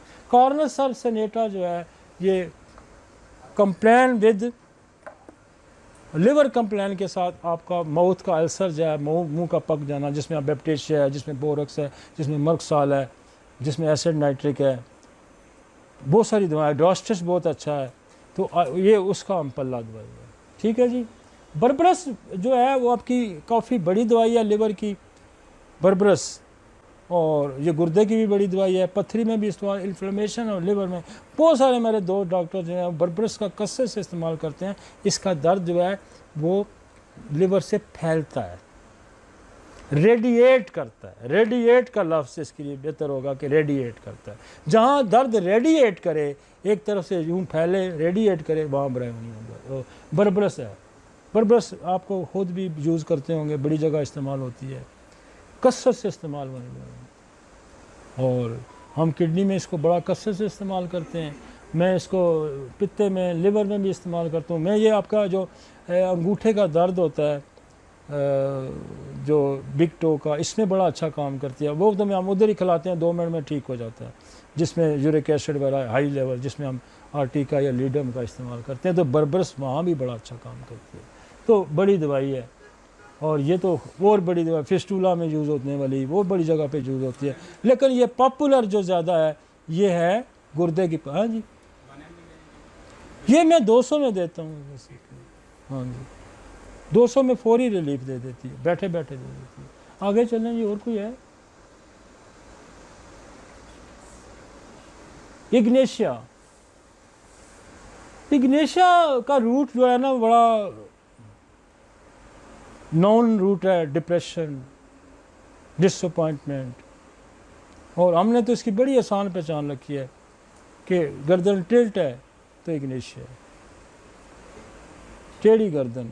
मैं तो सवाल ही नहीं पूछता टेढ़ी गर्दन वाले से, सीधी सीधी इग्नेशिया, और कभी मायूस नहीं करती। और ज़्यादा अगर इसका दें तो लम्बा चौड़ी कहानी है कि डीप ब्रीथ लेगा, ये लंबा सांस खींचता है, लेकिन पोस्चर, मैं तो पोस्चर पे ही लिख देता हूँ। जब बैठेगा बात करेगा तो सांस खींचेगा, उल्टा काम होता है इसका। जहाँ गला ख़राब होगा तो सॉलिड निकल लेता है, तो लिक्विड नहीं निकल सकता, मतलब थोड़ा सा वो कहते हैं अपोजिट होता है, सिचुएशन के ख़िलाफ़ जाता है। अच्छा, डिजिटेलिस जो है ये भी उस जरकान की दवाई है जिसमें स्टूल बिल्कुल वाइट हो जाता है, और ये बहुत अच्छा वहाँ काम करती है। स्टूल वाइट हो जाए, स्टूल ब्लैक हो जाए तो लेप्टेंड्रा करेगी, वाइट हो जाए तो डिजिटेलिस करेगी, ब्लैक हो जाए तो लेफ्ट। और लेप्टेंड्रा भी वाइट ब्लैक स्टूल पे रात तो खिलाए, अगले दिन नहीं आएगा। तो मैं तो टिका के एक ही डोज सीएम की देता हूँ, मैं कहता हूँ यार कल 10 दिन, तो दूसरे दिन मैं कहता हूँ ठीक हो गया। कभी इस दवाई ने मायूस नहीं किया ब्लैक स्टूल में। हालांकि ब्लैक स्टूल की और बड़ी दवाइयाँ, क्रोटेलस है, आर्सेनिक है, लेकिन ज़रूरत ही नहीं पड़ती, कभी मायूस नहीं किया इसने, और बड़ी फिट बैठती है। और मैं शुरू से मेरा हाथ बैठा, अब तो मैं 200 में भी दे देता हूँ, पहले तो मैं देता ही सीएम में था। और ये एंड स्टेज है, मैं ये भी मैं बता दूँ हेपेटाइटिस की, जब ब्रीडिंग इंटरनली शुरू हो जाएगी तो ब्लैक स्टूल आना शुरू हो जाएगा, ये एंड स्टेज होती है, ये वहाँ काम करती है लिवर की रेमेडी, बहुत बड़ी दवाई है। लेकिन इसकी इंडिकेशन मैंने एक ही रखी हुई है, जो मेरा एक्सपीरियंस है, कभी आपको मायूस नहीं करेगी। अगले दिन मरीज़ कहेगा जी ब्लैक स्टूल ख़त्म हो गया। एलोस लिवर मेडिसिन है, सल्फ़र की जगह यूज़ कर सकते हैं आपको, और जहाँ बेताशा दवाइयों का अंधाधुंध फायर किए होंगे वहाँ वाइटल फोर्स को रेंज लाने में ये एलोज का इस्तेमाल होता है। और हमारे पास जब थके हारे लोग आते हैं, फ़लाँ मिलग्रीनिंग फ़लाँ, कोई होम्योपैथिक डॉक्टर नहीं मैंने छोड़ा, खुद होम्योपैथ डॉक्टर कहते हैं कोई दवाई नहीं छड़ी जी, सारियाँ ही खा लेती हैं। उस वक्त मैं कहता हूँ ये खा लो एलोज। ये इसके बारे में वो कहता है कि अंधाधुंध जब आप पे फायर किए जाएं तो आपका होश ठिकाने नहीं रहता। और इसकी एग्जांपल मैं ये दूंगा कि वो कहता है कि ये वाइटल फोर्स है, जब हम यहाँ से स्ट्राइक मारते हैं ना तो ये रिबाउंड करके उस जगह मैंने इसका लेना होता है कि इसने लिवर पे काम करना है, इसने फलां सिम्टम पे काम करता है। जब ये अपनी जगह पे नहीं हुई तो आपकी स्ट्राइक चेंज हो जाएगी। जहाँ रिबाउंड आप कैरम खेलते हैं ना, कैरम बोर्ड, आपने वहाँ से इधर मारना है, वो कोना ही आपका गायब हो जाएगा जहाँ आपने स्ट्राइक चाहिए आपको। तो ये स्ट्राइक सही लगने नहीं देता। जब बहुत सारी दवाइयाँ आपने जिस्म पे अप्लाई कर देती हैं तो वाइटल फोर्स जो है अपनी जगह से हिट जाती है। आप इधर मारेंगे दवाई उधर जाएगी, वो कहेगा यार डॉक्टर साहब आपने दवाई इस मकसद की दी थी, मेरा तो काम ये शुरू हो गया। तो उस वक्त एलोज की ज़रूरत है। और बेशुमार मरीज़ आपके जो अनाड़ी डॉक्टरों के हत्थे चढ़े होते हैं, या बहुत सारे अक्लमंद डॉक्टर भी बेचारे ट्राइयाँ मारते रहते हैं, तो मरीज़ का बुरा हाल हो जाता है, उस पर कोई दवाई काम नहीं करती। तो अब बाज़ दफ़ा सिर्फ एलोज देने से ही बंदा ठीक हो जाता है, उसकी वर्टिलिटी नॉर्मल हुई, बंदा सुकड़। और फिर हम जो जैसे एलोपैथिक डॉक्टर से बंदा आता है तो हम नक्स ममिका देते हैं, हकीम से आता है तो हम नक्स पल्साटीला देते हैं, कोई गायनाकोलॉजिस्ट से आके आएगा तो हम सीपिया का इस्तेमाल करते हैं। तो जो बंदा होम्योपैथिक डॉक्टर से आए ना, हम उसको पहले एलोज ज़रूर देते हैं। समझ आइए, हम देखते हैं किधर से आया है। और जो तवीज़ों बट्टों वालों से आया होता है उसकी भी दवाई है, उसको हम स्ट्रामोनियम खिलाते हैं कि जिसका बिलीव ही होता है जिन्नों भूतों पे, वो उसको हम स्ट्रामोनियम खिला देते हैं, उसका दिमाग उधर से हट जाता है।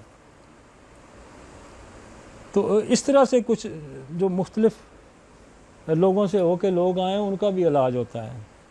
और अगर आप उनका इलाज नहीं करते तो आपको कामयाबी नहीं मिलेगी। हाँ जी,